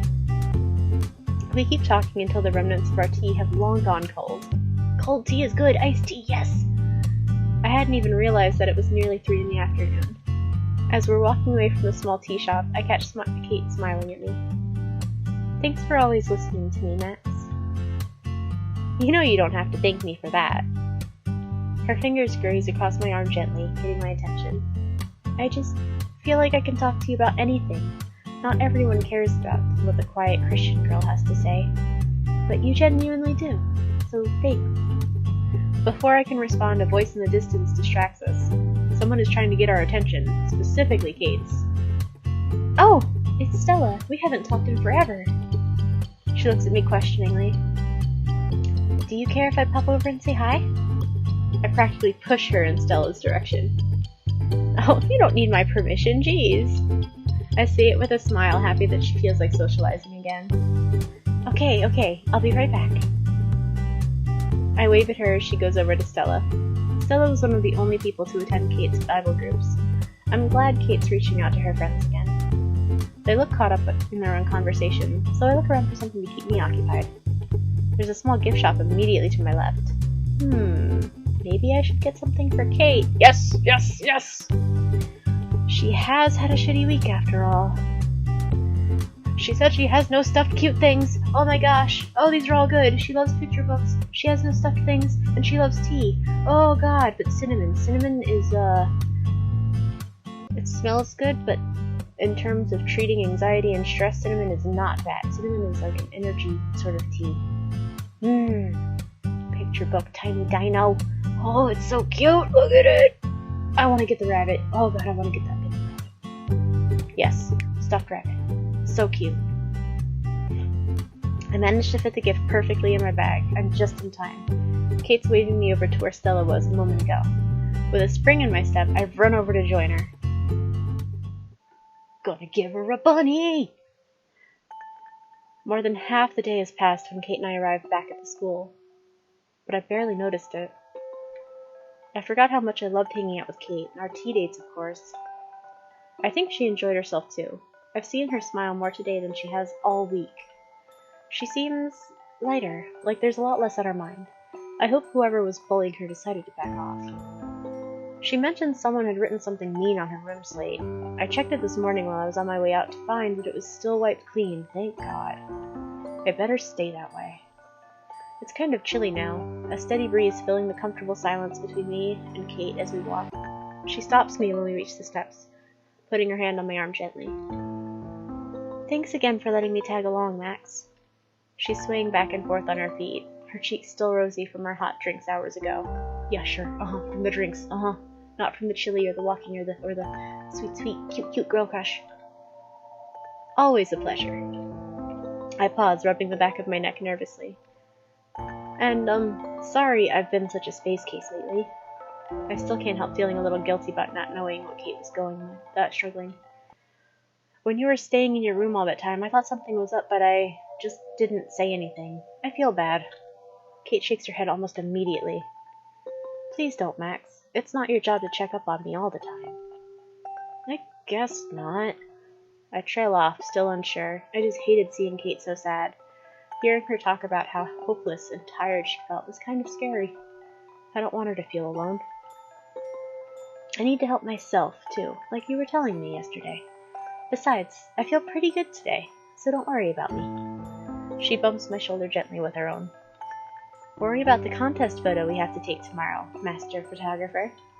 I roll my eyes, smiling. A master photographer is nothing without good health. That's where you come in. She shrugs modestly. I don't know about that, but at least you've got the film you need. That'll be enough for tomorrow, right? I open my bag to inspect its contents. There's the film, my phone, my camera, and Kate's gift, still wrapped in the plastic gift store bag. I can't believe I almost forgot to give it to her. My brain is really fried lately. I look up at her slyly. You sure you're feeling alright today? She looks at me questioningly. I think so. Why? Well, I know you've had a hard week, so I may have gotten you something while we were out today, just in case you're still feeling sad. Surprise dawns on Kate's face, and she actually gasps a little, one hand moving to her mouth. You did not have to do that, Max. I'm fine, really. For a second I worry that I've offended her somehow, but the small smile I can see under her hand tells me otherwise. But I wanted to. I stick my hand in my bag to grasp the gift, then smile back at Kate. Now hold out your hands and don't peek. She obliges with a small giggle, obediently holding out her hand as her eyes gently flutter closed. Kate takes the bunny out of the bag and looks it over for a moment before looking up at me neutrally. Oh, how cute. But you know I already have a bunny. Yeah, but your bunny's alive! You can't sleep with it. Aw, bugger. Neutrally, I fucked up. Should have gotten the picture book. Or the tea. Probably the picture book. I resist the urge to groan at myself. Of course I knew about a rabbit. Kate loves the little guy. I should have picked out a cat or a squirrel or something more unique. Outwardly I play it off, putting my hand on my forehead and laughing at myself. Duh, I knew that. Sorry. If you don't want it, I can... It's okay. I still really appreciate this. Maybe Alice would like a friend. Alice is a live bunny, dang it! She smiles, but I can't help but feel like she's just placating me. I wouldn't blame her. It was my own bias that did it. I frickin' love stuffed animals. Well, I mean, the choices aren't supposed to be super obvious, so it's cool. And again, personal bias. I don't have a ton of stuffed animals, but oh, I have the biggest soft spot for, like, stuffed pandas. I love panda bears. Oh, I love panda bears. I've got a giant one that my mom got me last year, and it's in my bed, but I don't, like, do anything with it. I just use it as a pillow, mostly. Just then the clouds, which had been blocking the sun for most of the afternoon, moved away from each other so that we could see the colors on the dusk sky.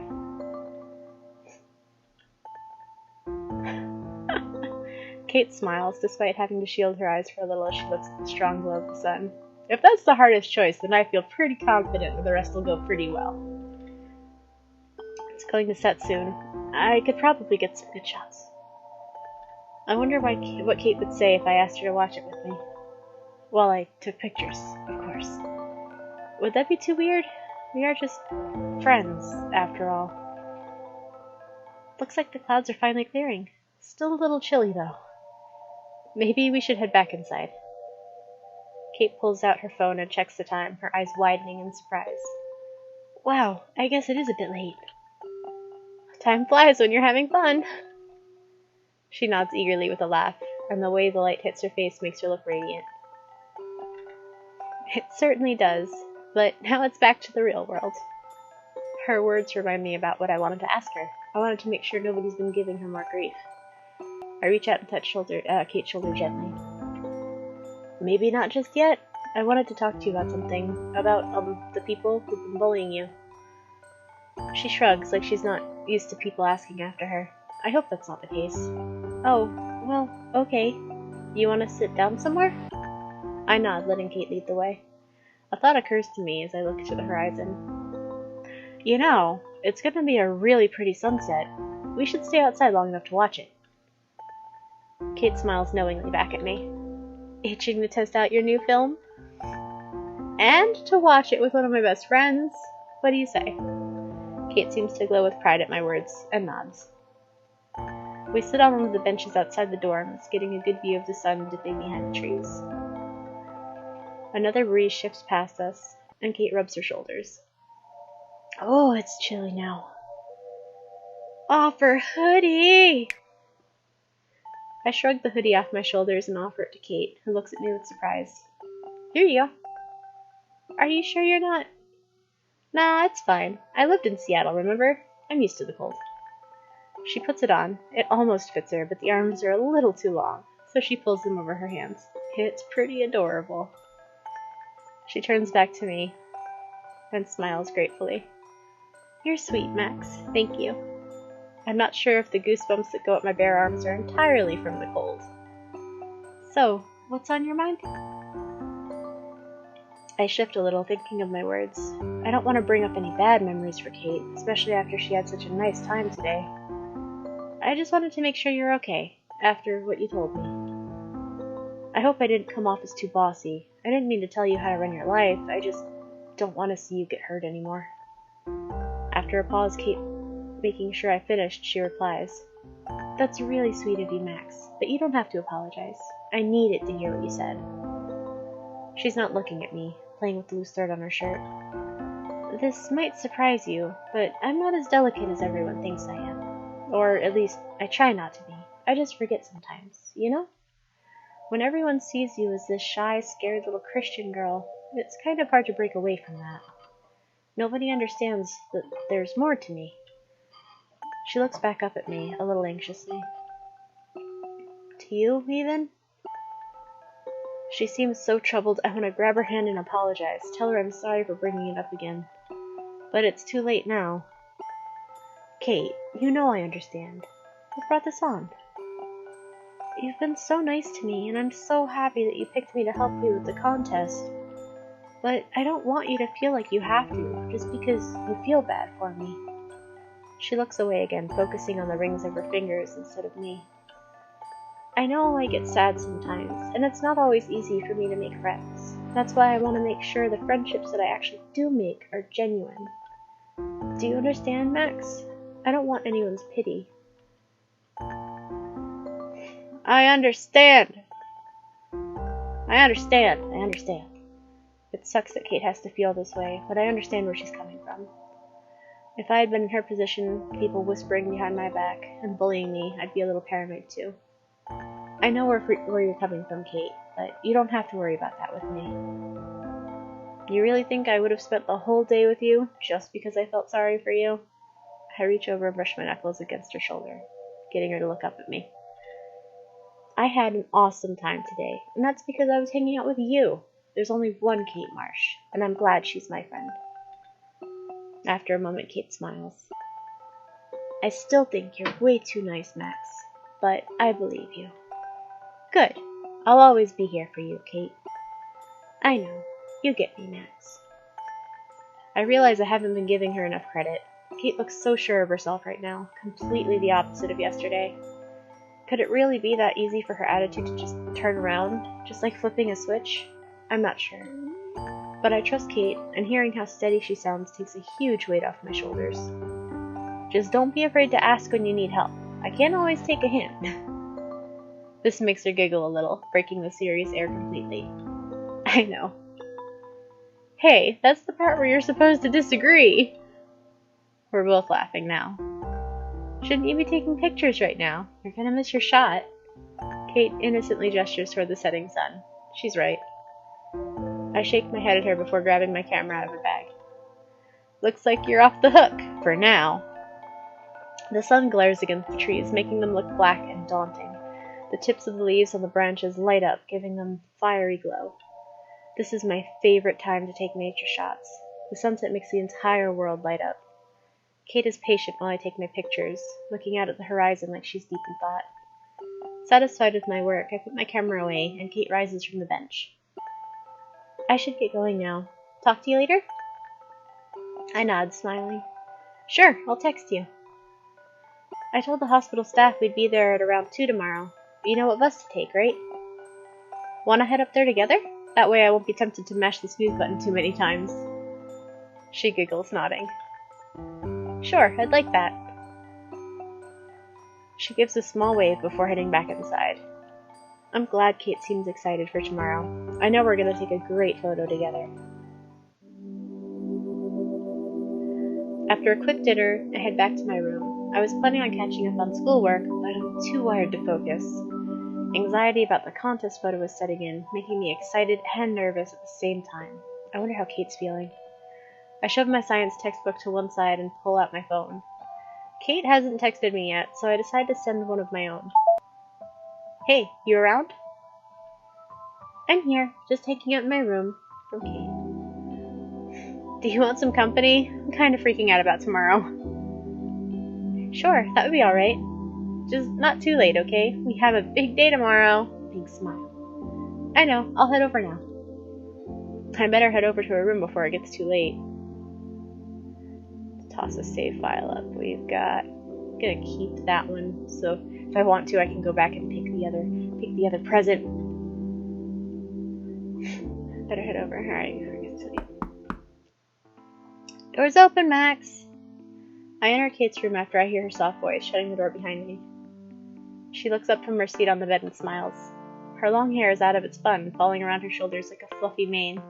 I wonder if she only wears her hair down when she's alone. It looks so pretty. I'm seeing so much of you lately. Hopefully that's not a bad thing. Kate rolls her eyes at the assumption. Of course not. She glances around her room self-consciously. It's a little messy, but nothing too severe. Some of her books are lying on the floor, as well as a few articles of clothing. Sorry about the mess. I've kinda let it go the last couple days. This is nothing. What are you talking about? You should see my room when I study for finals. Looks like a war zone. Kate giggles at that. Still, I could have tidied up a little. I look at her reassuringly.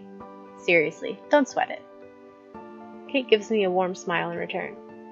She pats the spot next to her on the bed, and I take the hint to sit down beside her, tucking my feet up under me. I'm actually glad you decided to stop by. The remark catches me off guard. Why's that? Kate looks me over, a little concerned. You just seem a little tense. Don't tell me you're still worried about the photo. I thumb the back of my neck sheepishly.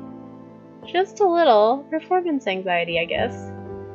You have nothing to worry about. This is a job for just the two of us.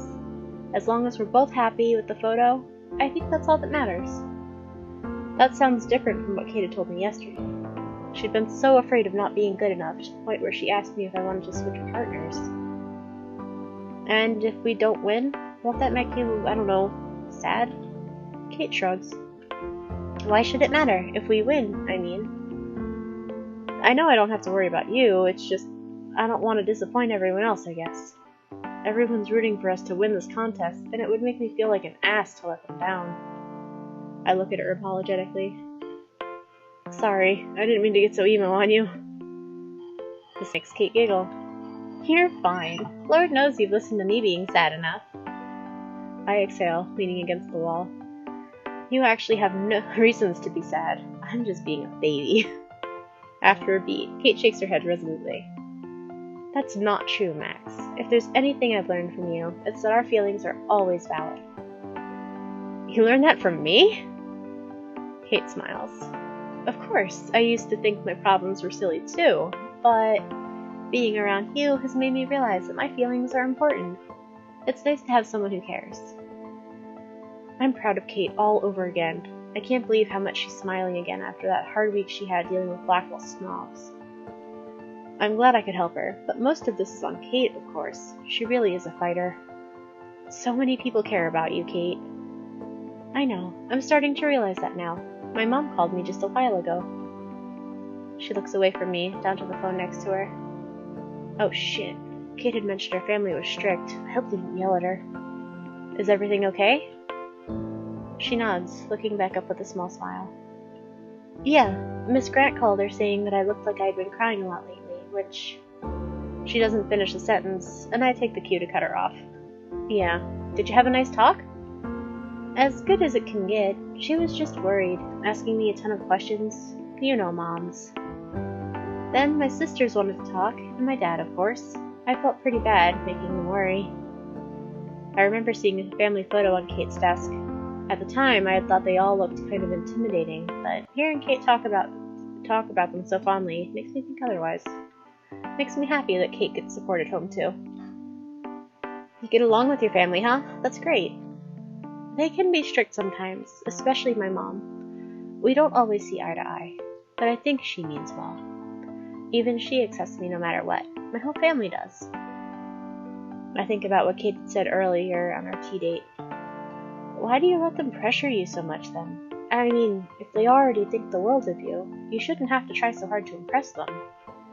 Kate shrugs, letting my words hang in the silence for a moment before answering.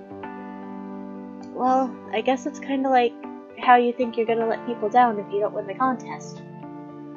When you love someone, or many people, you don't want them to be sad. It makes you want to try harder, even when you're not sure that you can. People believing in you and the love they project, it gives you courage. I can't help but smile. Kate sounds so passionate and hopeful talking about this stuff. I hadn't thought of it that way, but you're right. Love. The word seems to make Kate glow every time she says it. It lights up her whole face. Perfect love casts out fear. I turned to her, confused. What's that from? It's a Bible verse. Well, part of one. She stops a little self-consciously. Don't worry, I'm not going to start preaching to you. Despite what certain people would have you believe, I don't force my religion on anyone. She must be talking about the people who bullied her. How stupid.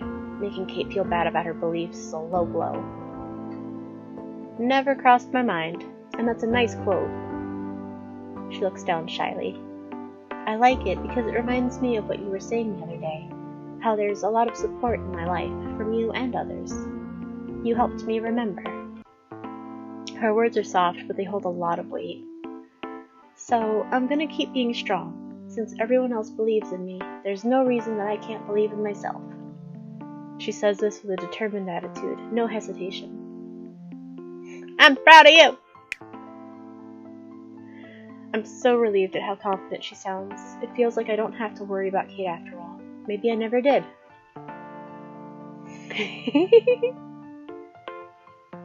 It is, and Gadget Fish worked on it. Metric is right. So if you want to get some insider info, you could pester Gadget Fish maybe a little bit. But yeah, this is so cute. That's awesome, Kate. I'm really proud of you. She beams, lighting up her whole face. God, she looks like such an angel when she smiles. I'm proud of me too, and if anyone's mean to me again... Kate's face becomes deadly serious, the mane of hair framing her face making her stare even more intimidating. I'll just get meaner. Wait, what? My reaction makes Kate burst out laughing. She brushes a few stray hairs away from her face and clears her throat. I'm kidding. Sorry if I scared you. I don't think I'm that tough anyway. Oh, hey! Ms. Fuse! So cool!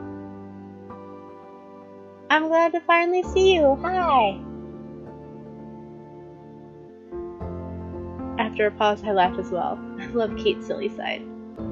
You are tough, Kate. Seriously. Standing up for yourself takes a lot of badassness. She shrugs, but I could tell from her grin that she takes my words to heart. We talk for a little bit longer, about nothing in particular. My anxiety about the contest photo slowly melts away the more Kate speaks. She's one of those people who can make you feel calmer by just being around her. I'm really happy I decided to spend so much time with her today. As I'm about to leave, Kate puts her hand on my shoulder. Do you feel better now? I nod. Thanks for listening, Kate. It helped a lot. Good. We stand by her door for a minute. Kate looks like she wants to say something. No kiss! Is it the smooching time? I'm about to ask when she moves forward and gently puts her arms around my shoulders, pulling me in for a quick hug. That's close enough! After a moment, I tentatively hug her back, and she sighs contentedly before pulling away. Sorry, you really look like you could use one. Hugs always make me feel better when I'm stressed. It did make me feel better, like some of Kate's natural warm energy rubbed off on me. I smiled back at her. Me too, but for the record, you never have to apologize for hugging me. Kate laughed softly. I'll remember that. I'll see you tomorrow. Yeah, good night, Kate. Thanks to Kate, I go back to my room with a grin on my face.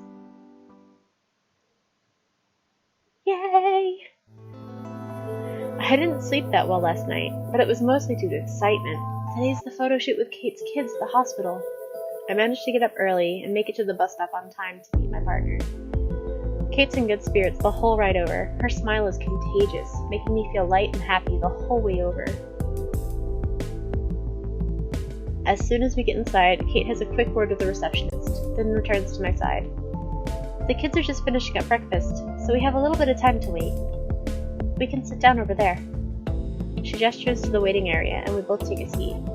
I take my camera out of my bag and look over it to make sure it's ready for action. I already loaded it up with the film I bought yesterday before we left, but I'm trying to distract myself while we wait. Kate is all smiles beside me, her hands folded in her lap as she looks at the elevator. You excited to see your kids? Kate looks at me and nods, beaming. I am. The receptionist said they're really excited to see us. Nothing eventful really happens around here, as you can imagine. I nudged her arm playfully. They're probably more excited to see you than me. Kate giggles. Don't worry, they'll warm up to you, if you let them. She looks at me meaningfully. You're a very lovable person, Max. Her praise catches me off guard and I feel a sudden warmness in my face. There she goes again, being way too sweet. If you say so. I'm not sure if I believe it myself, but anyone should be if anyone should be the authority on lovable people, it's Kate Marsh. You're an awesome person, Max. I mean, look what you did for me yesterday. Letting me tag along with you on your errand when you didn't have to, and even buying me a gift while you were at it. The wrong gift. Kate's still tripping on that. I'm glad I wasn't the only one who had a lot of fun on our outing yesterday. I thought I was doing Kate a favor, inviting her out for a couple hours since she had been so lonely over the past week.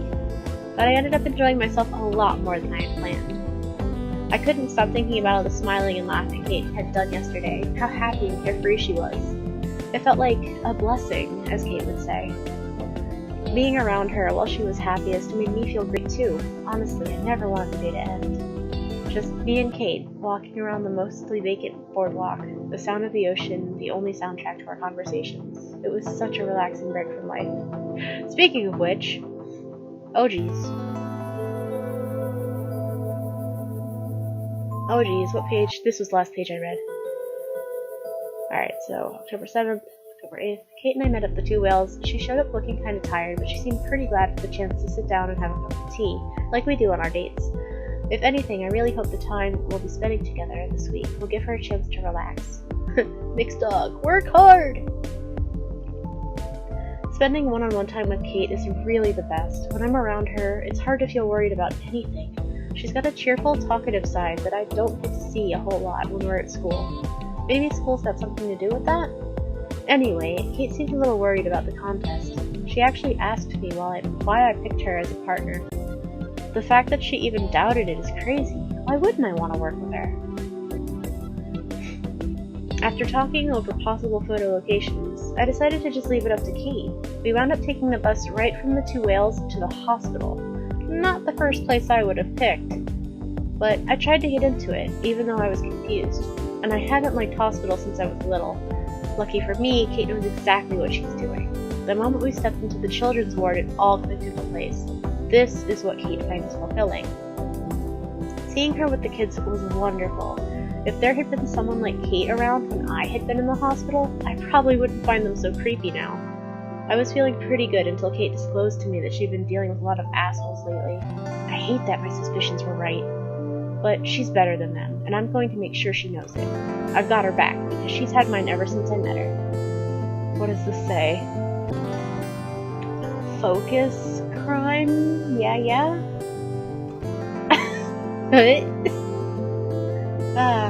October 9th. Is that the same day? Yeah, no. 9th is the Wednesday. The more I think about people bullying Kate, the more pissed off I feel. Who the hell would bully Kate Marsh? She's never done anything mean to anyone. When I first started at Blackwell, she was one of the very first people to go out of their way to introduce themselves to me. And I feel like shit that she's been coping with this, and I didn't ask about it sooner. We went to the boardwalk today, so I could pick up some new film. And after we had some tea and a good talk, I decided to grab something for her from the gift shop while she was distracted, crossing my fingers that she'd like it. I got her a stuffed bunny rabbit, which I felt kind of foolish handing over after she reminded me about Alice. Cliche much, Max? No, it's cute! Shut up! We watched the sun start to set together, and I thought about asking her to watch it with me, but I started to feel kind of weird about it, so I didn't say anything. At least until I was itching to get another topic. Kate's bullies. So we sat and watched the sunset while I tried to say what I wanted to say without messing up all my words. I just don't want Kate to be hurt anymore, except Kate insisted that she's not made out of glass. She straight up told me that she didn't want me feeling sorry for her, or anyone else's pity for that matter. And she's totally right. I would hate to have people treat me differently, or with pity too, but that's not why I hang out with her. I hang out with Kate because I like Kate, period. Being pitied is really, well, it's probably humiliating for someone like her, who says she knows how to fend for herself. Picture him. That's Dana, I think, dancing. I think it's Dana. And that one was Chloe smoking with the butterfly. First game much. Actual game, I should say. I don't know what it's like to be Kate Marsh, because we had totally different upbringings. I can probably count all the times I've been to church since childhood on one hand. But, because Kate is different than most of us, she deals with totally different things. I'm trying really hard to understand, to get where she's coming from. I don't want to mess it up. Later that day, after class and dinner, I headed over to Kate's room to see her. The first thing she did was apologize about the mess. There wasn't much of one, but she has been holed up in her room lately, and now I unfortunately know why. She was pretty happy to see me, and we sat on her bed and talked about how we feel about the contest. I don't want to disappoint everyone, or myself, or Kate. I felt dumb going on about how insecure I am, but Kate, ever understanding, pointed out that how we feel is equally important. She really is awesome. I'm so glad to call her my friend. Listening to her talk, I was glad to learn that she gets a lot of support at home. I'm really proud of her. She's holding her head up despite everything. I hope she knows just how brave she is. Maybe I should make my admiration even more obvious. I don't have enough words for how inspiring I find her attitude to be. I think we both feel better now. I just don't want her to be hurt. Perfect love casts out fear. Does that say, what does it say? Doggies? They're little cookies. Okay, back to the story. Just me and Kate walking around the mostly vacant boardwalk, the sound of the ocean, the only soundtrack to our conversations. It was such a relaxing break from life. If anything, I should be the one thanking Kate. It's what friends do, don't sweat it. She gives me a wide grin, the morning light streaming in from the wide hospital window giving her whole face a warm glow. Then you are one of the most precious friends I have. My face feels warm, but I can't turn away from Kate. Same goes for you. Kate looks down, suddenly shy, but continues talking in that sweet, soft voice of hers. Yesterday was the most fun I've had in a long time. It really meant so much to me, Max. Had a good time too. Glad you had fun. It was a good distraction. So, kind of shift it to myself. Reaffirm, focus on her. Or kind of play it off as a distraction about the contest.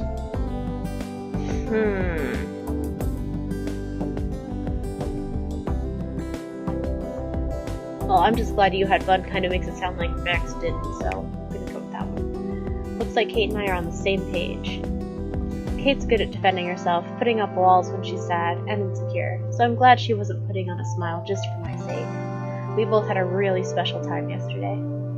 I had a good time too. You're a lot of fun to hang out with, Kate. Kate's small smile turns mischievous. You just happened to bring out my dorky side. Hey, did you just call me a dork? Kate giggles at my obviously forced offended face. No, I was actually referring to myself, but if you have something to confess, I'll swear to secrecy. No one has to know that the smooth and aloof photographer Max Caulfield is secretly a dork. We both can barely keep our smiles contained. First of all, there is nothing that needs confessing. Second, I'm only letting you get away with that implication because you've made me sound cooler than I actually am. Kate laughs again, shaking her head. No exaggeration. I'm always honest with you, Max. I beam with pride at her words. Kate's sincerity is one thing about her I've never doubted. After another minute passes, the receptionist gives us a thumbs up, and Kate rises to her feet, gesturing towards the elevator. They're ready for us now. I give the camera one more look over before putting it back into my bag, then get to my feet as well. Let's not keep them waiting then. Oh, I'm really stuffy. Give me a moment. That is full of makeup.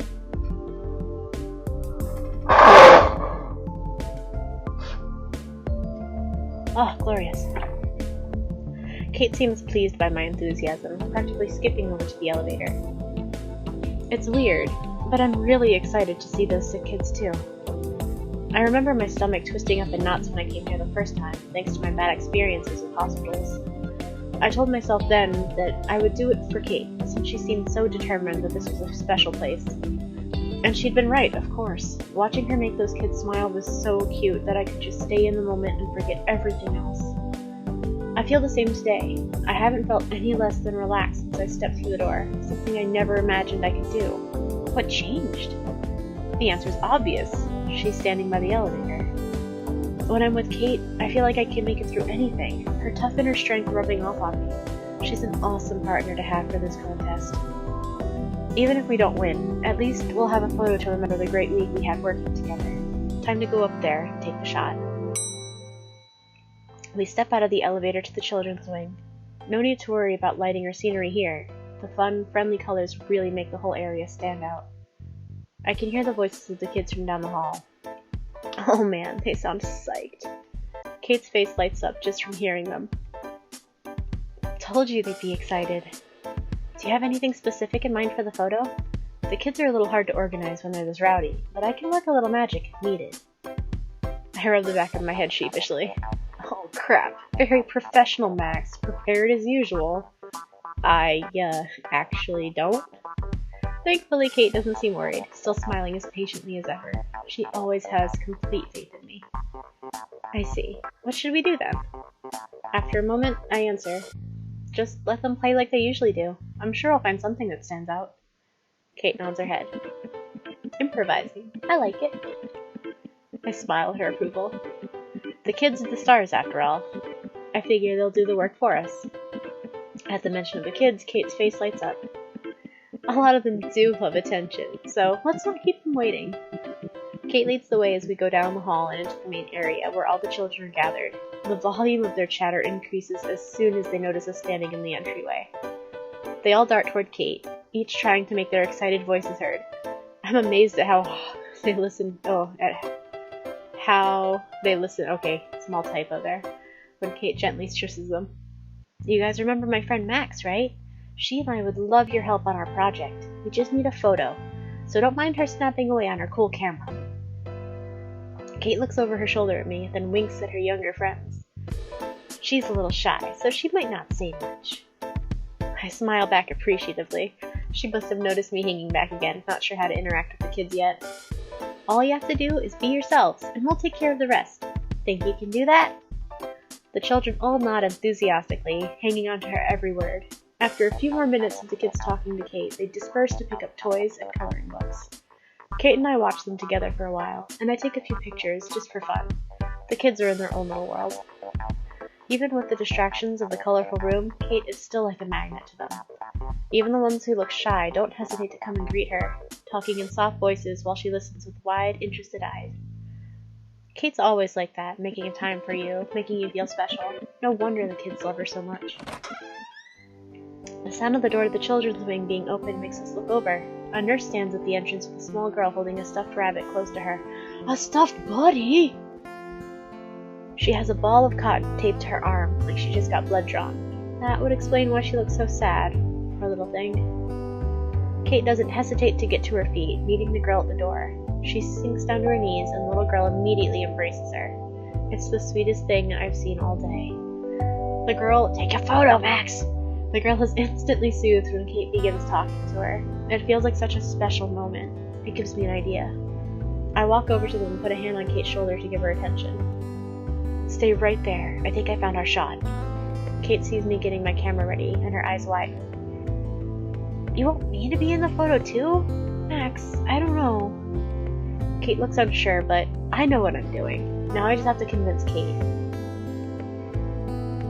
Okay, yeah, it's a free fan game. It's called Love is Strange. It's based off the game Life is Strange, which is a episodic game.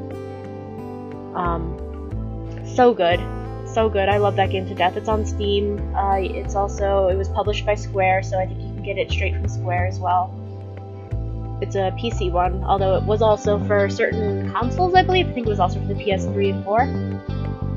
But I hope you get good rest, and absolutely, this is such a good experience. It's been fun so far. I hope to see you some other time, and F.U.'s, I hope he's on the mend well. Good night. Alright, convince Kate. It'll be a great shot, just make it about the shot, or you belong in the shot. And you belong in the shot! Wow, Windows, OS, Linux only. Okay, from Gadgetfish. Telling us the truths. I squeeze her shoulder to reassure her. Kate, you belong in this shot. Without you, we wouldn't even have a place to take it, or know the kids here. Kate still looks unconvinced. Right, so shouldn't they be the ones we should be focused on? That's just it, Kate. I think you're the reason they're smiling. You're so kind and gentle with them. You listen to them, and they obviously love you. You're natural with them. That's not something that everyone can do. I sure wouldn't know how to cheer up a bunch of sick, lonely kids missing their parents, but you can. That takes a special person. So, I feel it's only fair that we should include the person responsible for the happy kids in our photo. Kate looks genuinely moved by my words, breaking out into a big smile. A special person. Goodness, that's so sweet of you to say, Max. I shrug, as if it's the most obvious thing in the world, which it is. Oh, fuck. Okay, good. I wasn't sure if that would take me back like a whole conversation or not. Okay, good. Kate has an incredibly special gift for caring about others, and this photo is really going to stand out thanks to that. It's only the truth, so how about it? Kate nods without hesitation. Okay, as long as it's okay with Cheryl here. Kate whispers something to the little girl, who nods shyly after looking up at me. Kate gives me the thumbs up. Looks like I've got the kids' seal of approval. I stand back to give them some space. Kate takes the little girl's attention off of me, talking to her in her gentlest voice. While they were busy talking to each other, I take the photo, the noise from the camera not even phasing them.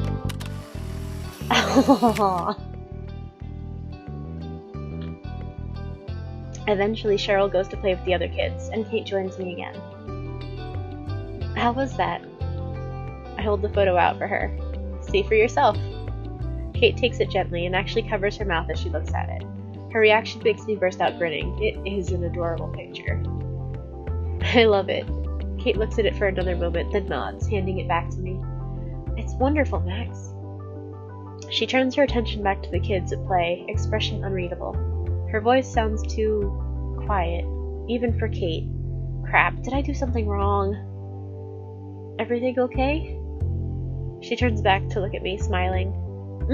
Sorry, I was just thinking. She nods to the table where the children are seated. I know we got our photo, but I would like to sit and draw with these guys for a while, if that's okay. Kate obviously doesn't feel like sharing, so I don't push it. Maybe I can ask her later. Letting her relax with the kids is more important. Sure, we've got time. Well, that's one for the books. I can't wait to see what everyone thinks of the photo Kate and I took. If my nose could stop this, it'd be great.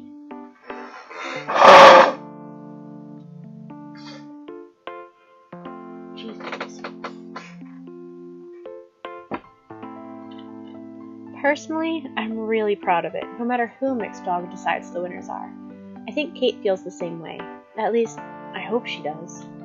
She got so quiet all of a sudden after she saw the photo. Kinda strange when she looked so happy as I took the picture. What if she didn't actually want to be in the photo? I did spring it on her last minute. I just went with my gut feeling that Kate was what we were missing in our photo.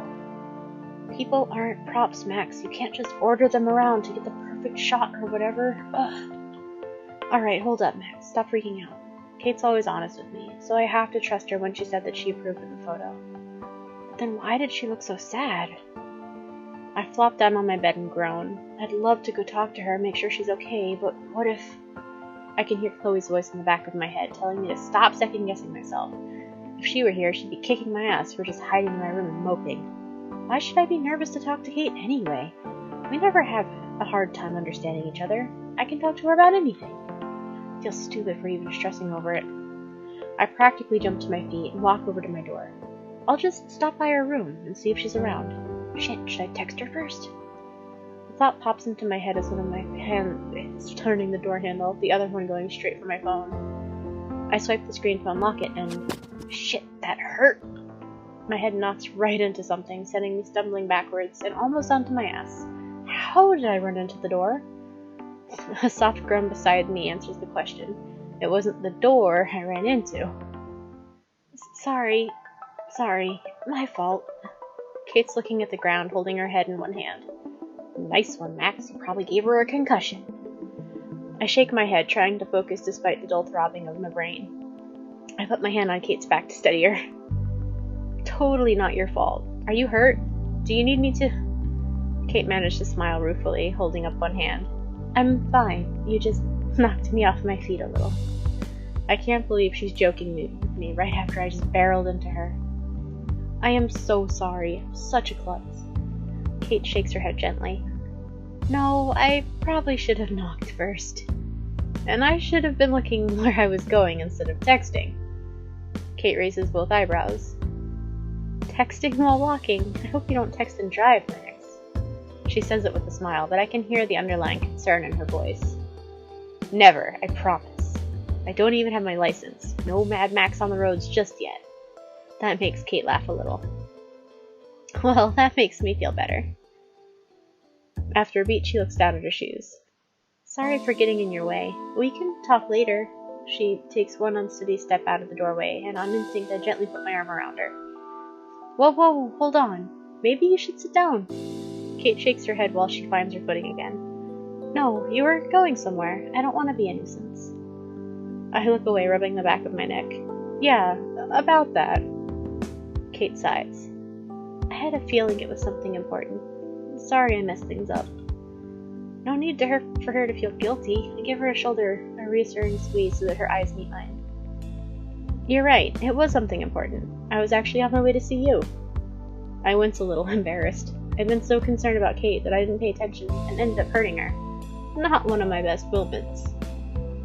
But after a moment, Kate's face brightens, and she stands up straighter. Really? What was so important? Good, she's smiling again. Do you want to sit down and we can talk?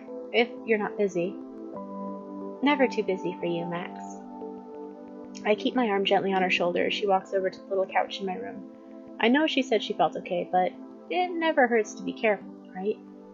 And it was my fault in the first place.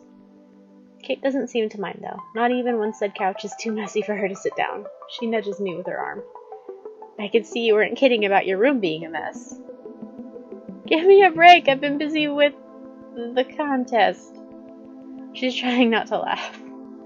Look, Albert Einstein had a messy desk, and he won a Nobel Peace Prize. I'm clearly destined for greatness. Kate's smile gets bigger. Well, I already knew that. I turn my attention to the couch so that I can shove some of the clutter to the one side, and also to hide the huge blush on my face. I change the subject. You're, sure you don't need the nurse, or... I'm fine, Max. Really. You really are a guardian angel. There she goes, calling me an angel again. Excuse you, Max. You're the one who keeps comparing her to an angel. Excuse me. She's an angel. Shh, it's okay. I get the same feeling of warmth in my chest that I did yesterday. I sit cross-legged on the floor beside the couch, looking up at Kate in disbelief. You're sure you want to go on record with that, after I just viciously headbutted you? She rolls her eyes, pushing my shoulder playfully. Yes, so stop trying to get out of it. I can't help but laugh a little. Okay, I'm not. I just don't want to let you down. I'm not perfect, you know? She looks surprised at me. Nobody's perfect. I know that. Why would I expect you to be? I shrug. Kate has a lot of faith in me, and it's been nice having her around me so much. I just don't want to mess it up. I don't see myself as the most reliable person, I guess. I can be lazy, and I have trouble making good grades sometimes. And I'm clumsy as hell, as I just demonstrated. Kate just listens, not saying anything. When she's sure I'm finished speaking, she leans forward and gives me a kind smile. Max, that's not exactly what I mean when I call you an angel. Oh? It's not? I guess I just went on that tangent for nothing. Oops. She shakes her head. No, what I mean is, well, besides the fact that you're always looking out for me, I know you're a good person. You have a good heart, and you use that to help others. Like with me. I couldn't believe that you asked me to be your partner in the contest. I was letting all those hurtful words the jocks said get to me. I did a good job hiding it, but I was a mess. Unconsciously, I shift a little closer to her. She doesn't look like she's going to cry, but just in case. I know. I'm sorry I didn't. It doesn't matter now. Your words mean more to me. Same goes for all my friends. But I am so grateful that you reached out and helped me. She gives me a small smile and I return it. I'm glad that I could. We sit in silence for a few moments, not saying anything. Kate has the same expression on her face from earlier, right after we took the photo. You okay? She looks like she's thinking hard, her eyes focused on her folded hands in her lap. I'm fine, just wondering something. Is that why you got all quiet earlier, after we took the photo? Kate wraps her arms around herself, troubled. You noticed. I feel a little bad. Kate obviously didn't want me to know something was bothering her. I had a question for you, actually, and I want you to be honest with me, Max. Not a problem. Last thing I want to do is betray Kate's trust. Sure, what is it? This might sound silly, but it's important that I know. I know it was a last-minute idea, but why exactly did you ask me to be in the photo? She's still hung up on that? Maybe I had shaken her up her confidence somehow, asking her out of the blue like I did. Remember what I told you in the diner? I mean, look at your drawings. So colorful and happy. You know how to bring pictures to life. You proved that today. She shakes her head. I just couldn't believe it. Nobody's ever asked me to be in something important like that, so I was a little nervous, like I wouldn't be good enough. But it was pretty cool. I'm glad she thinks so. I shrug. Like I said, you brought it to life. She looks down at me finally, smiling. I guess so. It was sweet of you, in any case. She still doesn't seem convinced, but I'm sure that I wouldn't have been able to get a special photo like that with anyone else. I wonder if I could say anything to help her realize that.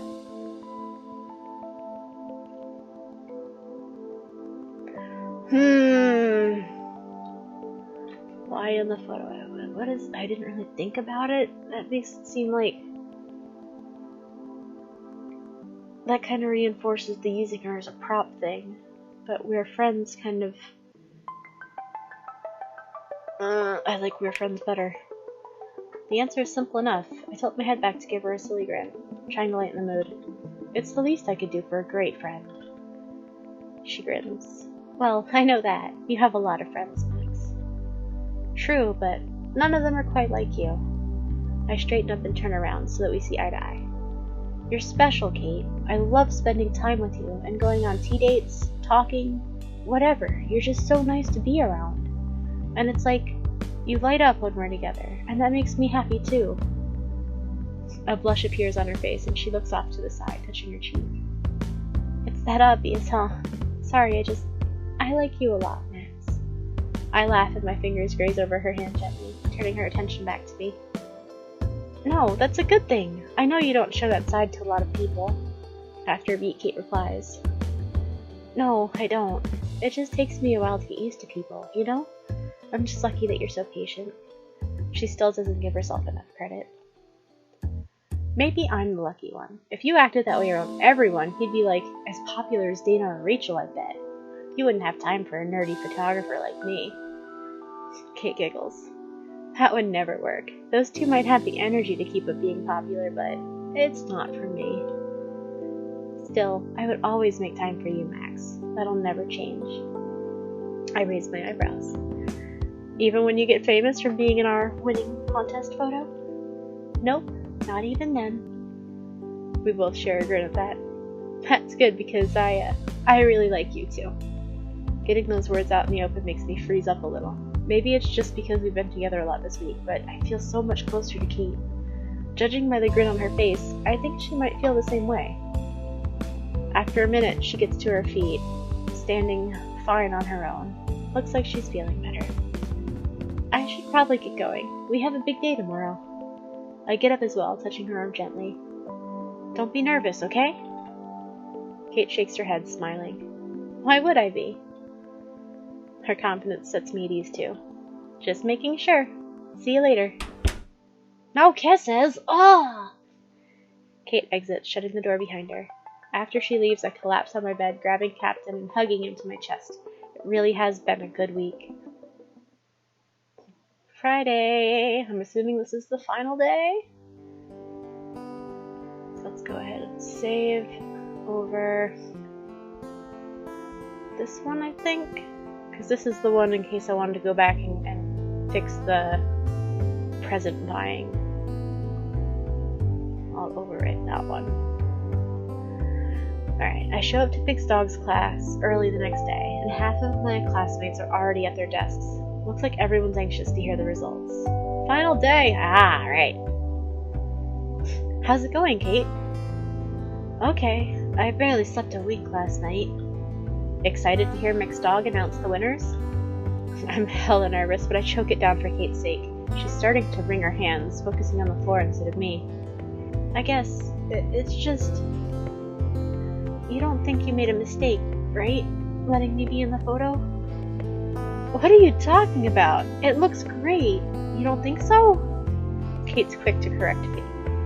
I do. It's a beautiful photo. I've just been thinking, I know I'm not the most popular person in Blackwell right now.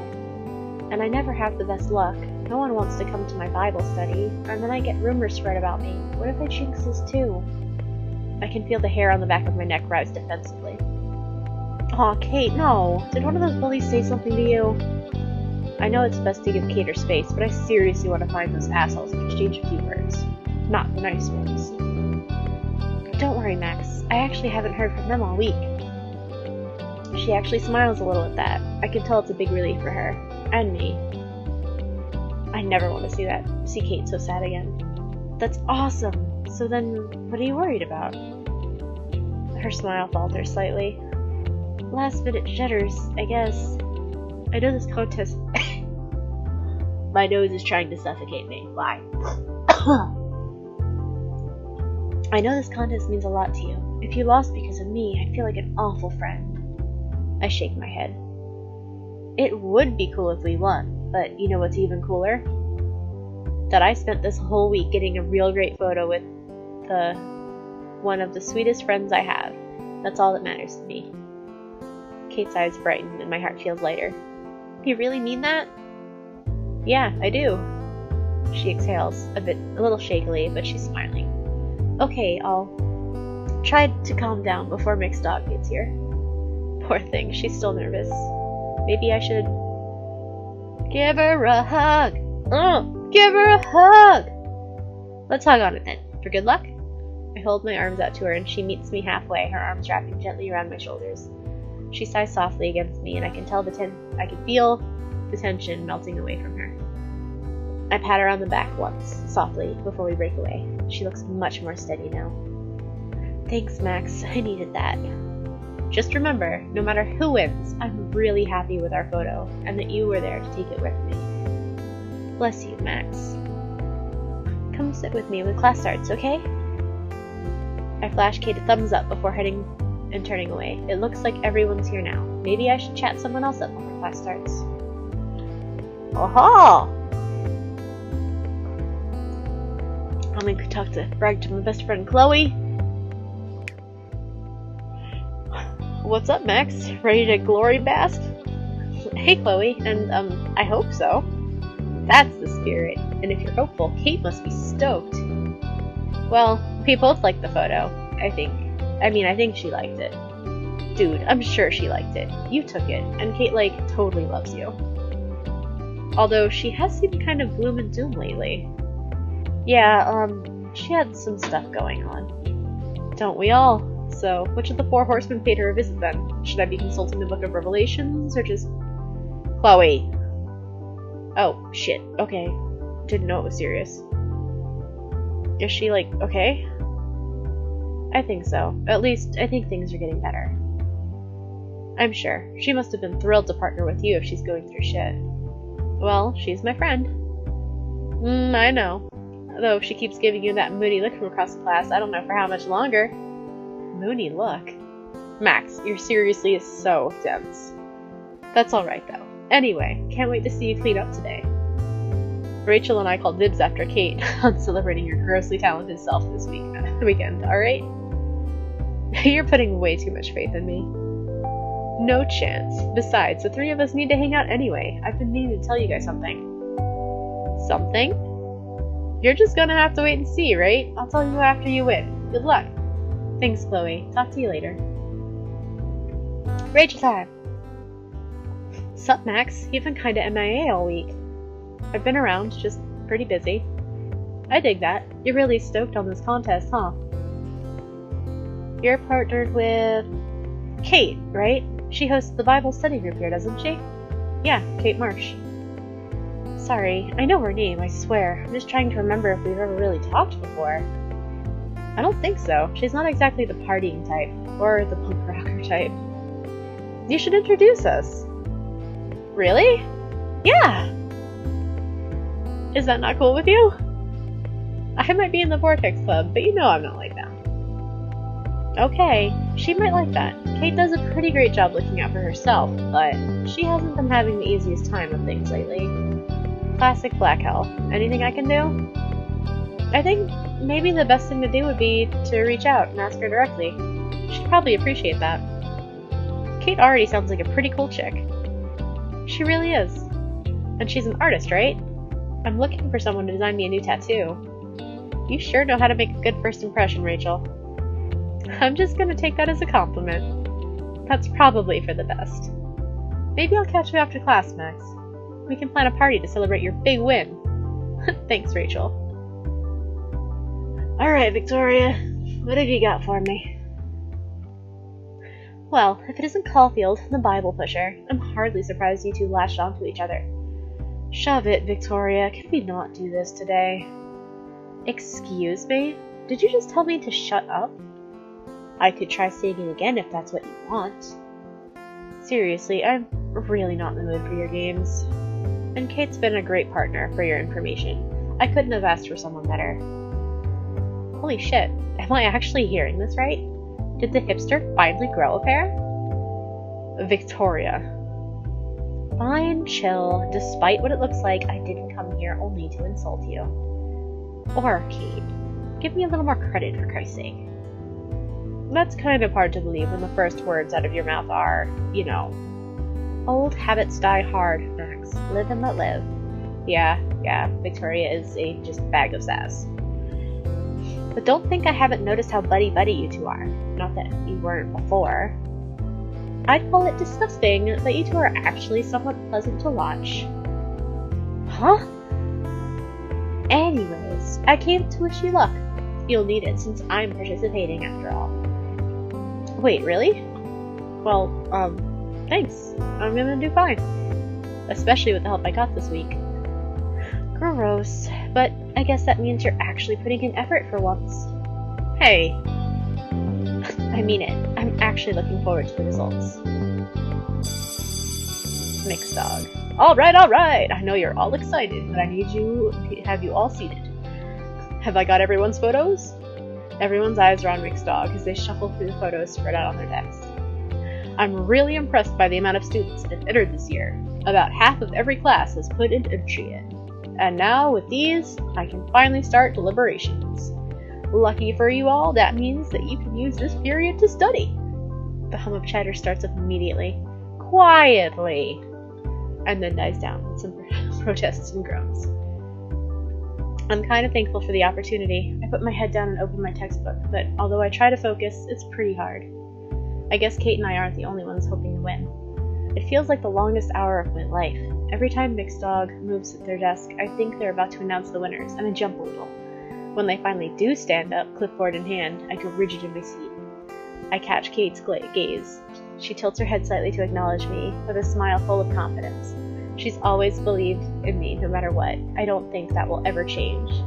Oh hey, FUs, it's the end of the last day of me trying to romance Kate. And I think I'm gonna just do one romance per stream. So I don't know how much longer this will be. I will go through my menu bonuses and see if I unlocked anything though. And your wife was here briefly. I got to talk to her. Metric is right. I don't think, okay. It is almost over. Alright. Goodness, that was so difficult. I know that the deadline was short, and that a lot of you devoted much of your free time this week to your entry. I truly wish that I could award more than one winner. The theme of the contest, bonds, was a broad concept, and I'm thrilled to see so many different interpretations of it here. That's what photography is all about. Personal expression, showing the world the way that you see things. That said, there is one entry in particular that truly embraced this theme. Here, the photographer showcases the spirit of empathy, that no human being is truly alone as long as kindness exists. My heart skips a beat, or 10. There's no way they're talking about our photo. The unique vision of this novice photographer makes me think that we'll see some amazing things from them in the future, and hopefully they'll continue collaborating with their partner. So I'm extra pleased to announce that the winners of the second annual Blackwell Photo Contest are... Maxie Caulfield and Kate Marsh. Alwyn! Congratulations! Oh, no way! Applause breaks out around us, and I can hear Chloe banging on her desk in celebration from the back of the room. Kate grabs onto my arm immediately, shaking me a little. Max, that's us! I'm shocked, but I manage to respond. I know! Wowzer! Kate giggles, shaking me gently again. We won, Max! I am still in disbelief. Mixed Dog sticks the winning photo, our photo, up on the marker board for everyone to see. They all seem so impressed. I feel like I should be pinching myself right now. Kate wraps her arms around my shoulders, giving me the gentlest kiss on the cheek. I don't think I've seen her this breathless, this excited. Oh, Max, that's your photo up there! I smile back at her. Our photo, Kate. I do a good Kate, thank you! Kate's one of my favorite characters. I remember her voice from the game really well, so I guess I'm emulating it pretty well. Oh yeah, having to seal your foot, right? Ugh. This is the end. This is Love is Strange, and this is the end. It's on Friday. This is the final day of the game. Oh, speaking of which, I've got a couple journal pages to read. Right here. I started to think about entering the contest with Kate as my partner has benefited us both in ways I didn't predict at all. I had so much fun yesterday. The kind of fun I can't have with Chloe or with Rachel, or with any of my other friends. Of course, I love them all, but Kate has a unique view on the world and a kind of strength I don't think I could find anywhere else. So, even though Kate wasn't expecting it at all, I wanted her in my shot, and I put her in it. Of course, she was really reluctant about it, and I had to convince her, but I got her to agree. I didn't ask her to pose. She just did her thing. And guess what? It turned out great. Better than great. It actually turned out amazing. For once, my photographer's instincts were bang on. Maybe I've got a shot at this career after all. Wink, wink, nudge, nudge. But for reals, the truth is, I don't think it was all me. This photo only worked so well because of Kate. Later that day, I was really happy about the contest photo Kate and I took, but I hadn't been able to get her sad face out of my head. I decided to go and check up on her, except Kate had the same idea, and we wound up literally bumping into each other. I thought we both concussed ourselves. I made her sit down, and we started talking. It turns out that Kate was worried about being in the photo. I tried to think of a way to explain to her that she's the reason the photo turned out so well. She basically brought it to life, and I let her know. Kate seemed to kinda doubt it. It makes me sad. These bullies really have affected her. Work hard, mustard pig. These drawings of Mixed Dog are hilarious. She's so special, and she's so much stronger than I ever knew. I feel bad for thinking that Kate needed my protection. She doesn't. When she calls me her angel, she doesn't mean she needs me to watch over her. I think she just wants me to walk beside her, and I'm more than fine with that. Hella best friends forever. That's cute. Okay. It is the end. I'm gonna be streaming this some more. I'm gonna try to romance everyone. I just started with Kate because I love Kate to death. Feeling some sexual tension between my voices. Thanks, Marty. Our photo, Kate. The bell rings and the majority of the class stays to congratulate us. I snap out of my daze. My nose is being a butt, though. It's ruining things. I snap out of my days long enough to talk to our friends for a while. Eventually, Kate and I are alone again. She leans against one of the desks and rubs the back of her neck. Oh my goodness. Oh! Thank you, Marty! That was a rush. Crazy, right? I can't believe we won. Kate shakes her head. I can. I've always believed in you, Max. Just like you believed in me. I guess that's what makes us a great team, huh? Kate's face lights up. I'm just so happy to have been a part of it. She nods toward our photo at the front of the room. You're already off to a great start, becoming a famous photographer. Just promise you'll remember me when you get out of here, okay? Basically. Now kiss! Technically, Kate gave Max a kiss on the cheek just a little earlier when the announcement came out. She went, smooch! As if I wouldn't want you right there beside me. It's the truth. There's so much in the world I haven't seen, so many photos I've yet to take, and I can't imagine doing it without Kate by my side. So many people love Kate, and I think she realizes that now more than ever. I just hope there's a big space for me in her heart, too. You mean that? God, it's hard to think otherwise when she smiles at me like that. Of course, as long as you want to be. There's no place I'd rather be. We lock eyes, and I can tell she's serious, confident. I couldn't be happier to see her smiling so much. As I'm about to reply, she gets to her feet. Before we get too caught up in celebrating with everyone, let's take a walk. I want to show you something. Where are we going? As if I wouldn't let Kate take me anywhere. I guess you'll have to follow me and find out. Kate playing mysterious is so cute. I put on my best mock offended face. And skip class! Kate, Marsh, what's gotten into you? She giggles at me, crossing her arms. Class is over, goofball. I'm not quite as rebellious as you yet. It's okay. I can wait. We both laugh. I don't really care if Kate ever changes. She's awesome just the way she is. I don't want to wait 5 episodes for it. No, this is the Love is Strange fan game. So it's not episodic. It's just 5 days, not 5 episodes. After a beat, I hold up my hand to her, and she takes it, gently pulling me forward. Come on, you trust me, right? Our fingers interlock so naturally. Always. Uh-oh, right to the bedroom. Oh dear. I'm still trying to wrap my head around winning the contest. The only thing that helps is Kate's hand in mine, her gentle warmth feeling more real than anything. I honestly don't think today could get any more perfect, but she just might surprise me yet. I have no idea what she wants to show me, but with Kate, it could only be something good. In the daylight, her room is even more inviting. She's cleaned up a little and put some new bright pictures on her walls. She's clearly feeling much better. She takes a seat on her bed, exhaling softly. So, we really did it. Wow.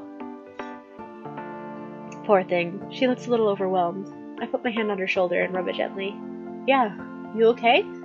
She nods emphatically. Yes, sorry, it was so strange being the center of attention. I'm not sure I deserved it. I sit down beside her, shaking my head. I don't want Kate to have any doubts about how important she is today. Are you kidding? Of course you deserve it. If you weren't in that photo, there's no way we would have won. She looks grateful, but she's still wringing her hands slightly. You did all the work, though. I shrug. Taking a picture? That's the easy part. I couldn't have done it without a perfect view, so I'm lucky I had you. She pushes my arm playfully, but I can see the blush creeping over her face. Oh, stop. I'm serious! It's gotta be one of my favorite photos I've taken. Way better than one of my selfies, right? Hey, I like those selfies. We both laugh at that. Now she looks a little more confident. Okay, Marty, tone it down there. This is a dating game, not a simulator of intimacies. It is a special photo, that's for sure. I think that's why we won. That's the spirit, Kate. Nick's dog is a pro after all. They know these things. The rest of the class must have thought so too. We got so many compliments on it. I don't know what is up with my head right now. Maybe I'm developing allergies. That would be the worst. She smiles at the memory, and so do I. Kate was so blown away that she was having a hard time thanking everyone. I think she needed that. A little extra kindness to remind her how awesome she is. Well, duh. I think everyone liked it, even Victoria, and you know how hard she is to impress.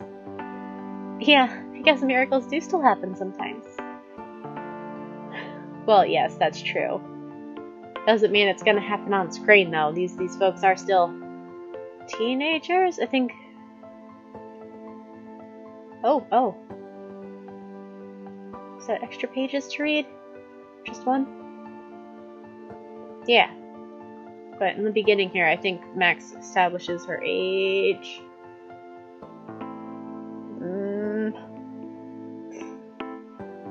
2 a.m. Here, I'm 17, so they're minors. Let's not get ahead of ourselves.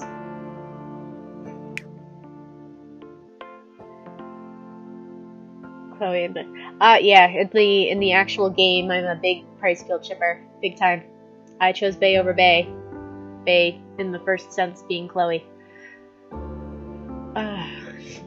Yeah, I guess miracles do still happen sometimes. She looks over at her desk and I follow her gaze. There's a vase with a bunch of cream-colored flowers with a card underneath it. They look so pretty. I wonder where she got them. PG-13. That's right, yeah. Bay over Bay. Yeah, that's the decision I made. Yep. Didn't play that whole game saving Chloe's ass to let her go. Nope. Or who gave them to her. Thinking about that gives me a weird feeling. Does she have a... Kate catches me looking and grins. Oh, I forgot to tell you. I actually did hear from one of the girls I had trouble with last week. She sent me those with an apology note, so one less bully for me to worry about, huh? That is so sweet, and I can tell that it meant a lot to Kate. She doesn't like to hold bad feelings toward anyone unless they deserve it. I'm glad one of them decided to shape up at least. Those are really nice flowers, too. They are. I think they're tulips. You can have some if you want. I consider it for a moment, then remember little Lisa back in my room.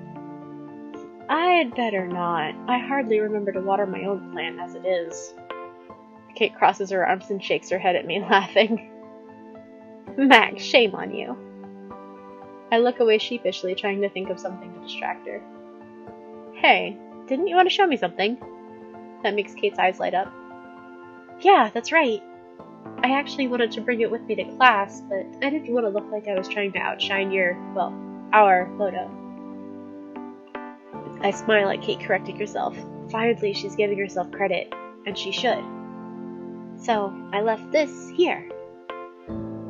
She reaches over and takes a small sketchbook from her desk. Remember how I said I had some new sketches to show you? They're actually for a book I've been planning to write. A new children's book, I think. Since you've been such a gift to me this week, I wanted you to be the first one to see it. I take the sketchpad gently out of her hands and flip open the first page. I'm glad to see Kate's art hasn't changed one bit. A bright and colorful backdrop with 2 animal characters adorn the front page, and I recognize the cat from Kate's drawing she showed me on Monday. As I keep looking through it, my smile gets bigger. Everything is so cute and lively. Kate, these look so adorable. People are going to love it. She gives me a shy smile. Well, I owe a lot of it to you, actually. I look up surprised. B. She turns a few pages forward, showing me a drawing of the rabbit looking sad. Yeah, your kindness helped me so much after last week. I was at a really dark place, and I didn't know if I would ever feel like my old self again. Kate makes children's books. That's what she wants to do. She's an artist, and she wants to write and illustrate children's books. That's her career aspiration. Because she's a precious cinnamon roll, too good for this world to appear. She flips to the next page. The cat and the rabbit are hugging, looking much happier. Are they supposed to be, you're the cat and she's the bunny, you're the cat and she's the bunny? But you inspired me, so I decided to turn my bad experience into something good, something that can help other people. That's why this book is about bullying, so other people don't have to feel alone when it happens to them. I look over the next couple of pages. More of the same little cat and bunny having fun together. and that it's okay to ask for help when they need it. I look up from the sketchpad. Kate truly does look the happiest I've seen her in a while, and she even has some incredible drawings to show for it. Max is a dear, that's true. That would have made even more sense. God damn it, Kate, you dropped the ball. I'm glad I could help, but I definitely can't take all the credit for that. You found the strength inside yourself, Kate, and that's amazing. You're amazing. Kate just beams at that. Hopefully it's getting easier for her to believe. I turn the page to find the next one blank. Sorry, I still have to write the ending. I hand the book back to her. I love it so far. You'll have to let me read it when you're done. I can't wait to see what the future holds for that cat and bunny, just like Kate and I. Of course, you'll be the first. Maybe you could help me take some photos for it? I want it to have some real-life backgrounds, too, and we seem to make a good team. Like she even has to ask. Oh, heck no. Don't dump it, Kate. It's still cute. It's still so cute. We make the best team. I'm in. Kate lights up, nodding. You always want to help me. I really appreciate that. I love that about you, you know? You're such a good friend. The L word makes my heart skip a beat for a second. Max, you okay? She must have noticed. I shake my head, not wanting to worry her. Max, you know you can tell me anything, right? She's right, and I trust her. Kate's always honest with me. So it's important that I'm honest with her now.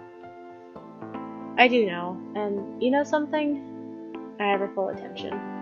I do love helping my friends, but you're different, Kate. She looks at me uncertainly. Yeah?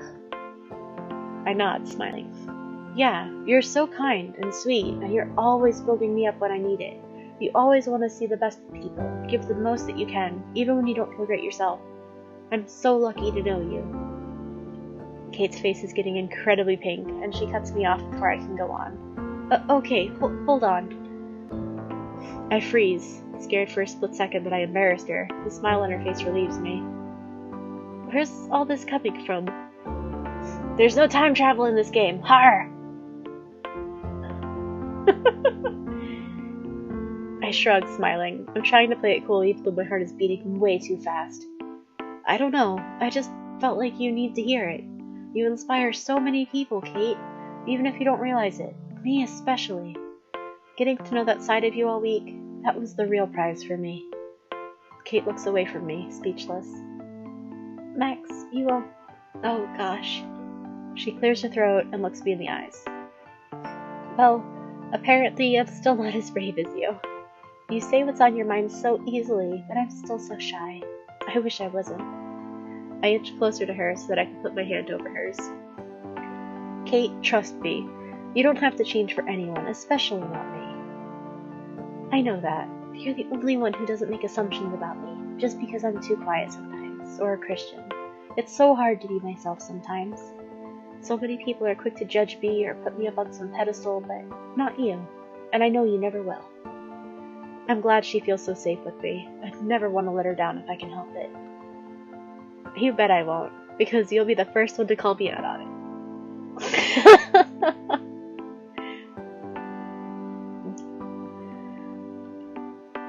Kate smiles, breaking the serious air with a little laugh. That too. Kate toys with the golden cross around her neck for a few moments, like she's thinking carefully about something. Confess, damn you! You know, I'm still really glad that you picked me to help you, out of everyone. I really like being around you, Max, more than anyone, really. I cross my arms and give her a mischievous wink. Sure you don't just have stars in your eyes because I'm a famous photographer now? She shakes her head. I'm pretty sure, but maybe we should double check. She inches closer to me so that our legs touch. It sends a jolt through my whole body. Not exactly a bad feeling either. What? She says her next words softly, and she's so close that I can feel her breath faintly on my collarbone. So, Max, can I kiss you? What? My heart is doing so many flips that I can barely focus on my words. I mean, I know the answer, but oh my god, Kate, just I hate that I'm stuttering like an asshole, but Kate is so patient, her kind hazel eyes never leaving mine. Finally, I managed to blurt out an answer. Yeah. Smooches! We both grin like a couple of dorks, and I can't stop myself from leaning in. Her lips on mine feel soft and warm, just like Kate has always been. After a moment, she sighs gently. She sounds so happy, because of me. I feel one of her hands on my cheek, pulling me in closer, and then both my hands are on her face, like we're on the same wavelength. I can feel her gentle hum of approval through her cheeks, making my heart do somersaults in my chest. I open my eyes just in time to see hers flutter open. Her face looks even more precious up close. Okay, yeah, definitely sure. I want to think of something clever to say, but same. Feeling daring, I kiss her right on the tip of her nose, making her giggle. I guess that makes me more than a good friend? I hope so. I mean, you're much more to me. My face actually hurts from smiling. I guess you're stuck with me then. Okay, when I said that, I meant like nudity and not PG-13 stuff, okay?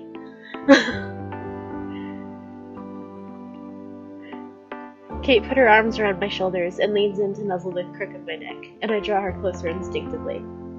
Her breathy laugh against my skin makes my heart skip again, but this time I'm not nervous. Somewhere between high and completely at peace. I could get so used to this. She sits up straight and looks at me, her smile practically angelic. That doesn't sound so bad. Are you sure? You know I take too many dorky selfies, right? Kate grins slyly. Well, I do some dorky things too. I like to steal my girlfriend's jackets when I get cold. Can you live with that? I think we can call it even. I squeeze her hand playfully. I'm sure it'll spread some rumors, though. If you show up to class wearing my jacket after we just spent the whole week alone together, what will people think? Kate rolls her eyes, shifting closer so that she can rest her hand on my shoulder. Let them talk. Doesn't bother me anymore. Besides, I think I could live with a rumor about Kate Marsh and Max Caulfield being in love. Just the sound of our names together makes me feel ridiculously happy. Me too. And the best part is, it would just be a rumor. Kate tilts her head upward to look at me, reaching out to touch my cheek as a big grin spreads across her face. This time, Kate pulls me in for a kiss. Hallelujah! Yay! Take me to church. Oh man. Oh dear. I'm sorry for my nose blowing. My left nostril is trying to thwart my efforts to be a decent speaker. Yay! Okay. So I think, thank you for playing Love is Strange. Project Lead Programming. Hey, that's you there in my chat box, Gadget Fish. Nice. Programmer, the Hakun. QA Scripter Achievement and Gift Artist, mostly Milky Food. Brike Henna and Haku. Chloe Route was Lesbian Max. The Kate Route is Gay Chloe Price. Yay! Eliminate the left nostril. Well, I don't know, my right one's not doing it by itself. I have Mjurger, Aprej. I'm gonna butcher all these names so bad, I'm so sorry. Sprite, the journal artist, Kunaiki. Yay! Background and UI artist, Oddum. Koyama. Ending journal artist is Beauty Pirate. Melon, if you read this, you're gay. Contest bonus photo artist was Max My Hipster Sock. It took a village. Nice. The musician is Work Hard. I'd like to thank my brother Emil for telling me to thank him. Special thanks to Hold Steady, Explosion Shark, City Mystic, Zumra, and Hana. Sources used was RenP, Sound Bible, and Free SFX. Finally, we'd like to give a huge thank you to Don't Nod and Square Enix for introducing us to and immersing us all within the world of Life is Strange. Click to return. Nice!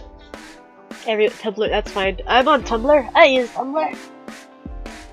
I'll do that thing. Oh, nice. So, about 3 hours for one run to actually, like, sit and read it all out. Oh, fuck, I forgot to read the last couple pages of the journal. Oh, I did bad. Oh, well.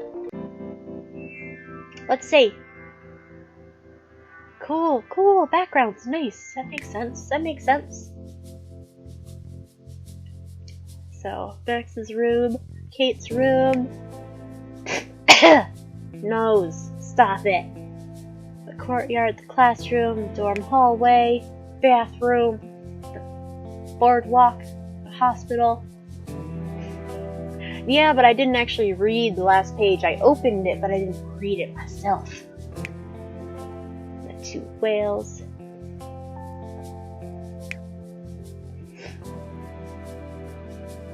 Contest photos. Whoa, how many options? Oh goodness, there's 8 total options? Oh dang. Oh, there's so much replayability for this. Oh man. Endings. 9 total endings with 8 total photos. Interesting. Chloe will probably be the next one that I do. It is, and this is great, and it's pretty like 2 to 3 hours a run. This is so much playtime for this. This is awesome. Bonus. What's this one? Max. Lisa and I have decided to elope. Don't come looking for us. Wait, who's Lisa? What? No, this is for the whole game. Total possible endings. Like that's the I got to smoochy with Kate ending. I'm assuming there's a good and a bad for each person. So there's a yes date and a not date option for each person, and then one other one. Oh, Lisa the plant. Oh my god, I keep forgetting. Hold on. so Rachel stole the plant. Bad, good, and true. Oh, okay. True ending for Kate. Yay! Well, the characters in the game are the character you play with, Max Caulfield. That's the short brown-haired girl here. That's Max. Kate is the girl that I romanced this time around. Then there's Rachel Amber, who's this Spitfire blondie. There's another 2 girls that you can try to partner with and date. One is Chloe. She's the blue-haired one that if you ever look up the game, you'll see tons and tons of Chloe. And the other one is Victoria, who's kind of your Jesus knows your main like protagonist or antagonist, kind of. Not specifically, but she kind of has that role. And she's also blonde, and she dresses kind of like conservative, trendy. And I think that you can romance each of them because you can pick either of those 4 when you start the game as your partner for this project, and it's during this project that you make the choices to romance them or not. And then you can get the 2 different endings for each one, and apparently her gadget fish a true ending, or a bad, good, and true ending.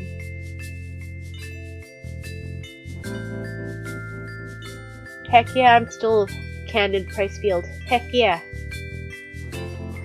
Bye cuties, heck yeah. Alright, so all kinds of stuff. And I'm gonna say you play different routes, you'll be able to go to different places and unlock the different backgrounds, so that's cool. Okay, I don't know. I'm just being helpful. It's also really bad. Oh, jeez. Oh, if it's for Kate, then the Kate bad ending, like her story in the actual original Life is Strange game is really rough too, so that makes a bit of sense. Alrighty. So, a little faith I got a fucking men. I got take me to church. And that is it for now. Went through. That's pretty cool. Pretty cool. Oh my god, no death. Okay, good. Alright, but that was quite nice. I liked that a lot. It was longer than I thought it would be, which is not a bad thing. I just need to get to bed immediately. And I'm gonna try to do another one either sometime this week or next week. I'm really bad about saying that. I'm overdue for a Legend of Dragoon stream, so the next one will be that. Oh god, Warren's not horror bad. He's just got nice guy syndrome. But he's not in this. He doesn't make any appearance, I don't think. But I gotta call it quits for tonight. Thank you so much for showing up and playing around and telling us stuff, Gadget Fish. That is so cool of you to come through. Yeah, I know Effuse is like, woo, Legend of Dragoon! Oh, he is mentioned very briefly. Okay. Yeah, absolutely. I hope Twitch puts this up as an actual option, because I feel a little weird saying that I'm playing Life is Strange when I'm not. But close enough, I guess. It's all they gave me to work with. So, that's it for now. I will absolutely be playing this again on stream. I will be romancing Chloe next, I'm pretty darn sure. And I hope to see you all next time. Thank you, Marty, for coming by, for getting to follow me. Thank you, Effuse, and your wife. Give her my greetings. But I must say goodnight. Good evening, Sina streamers. Till next time.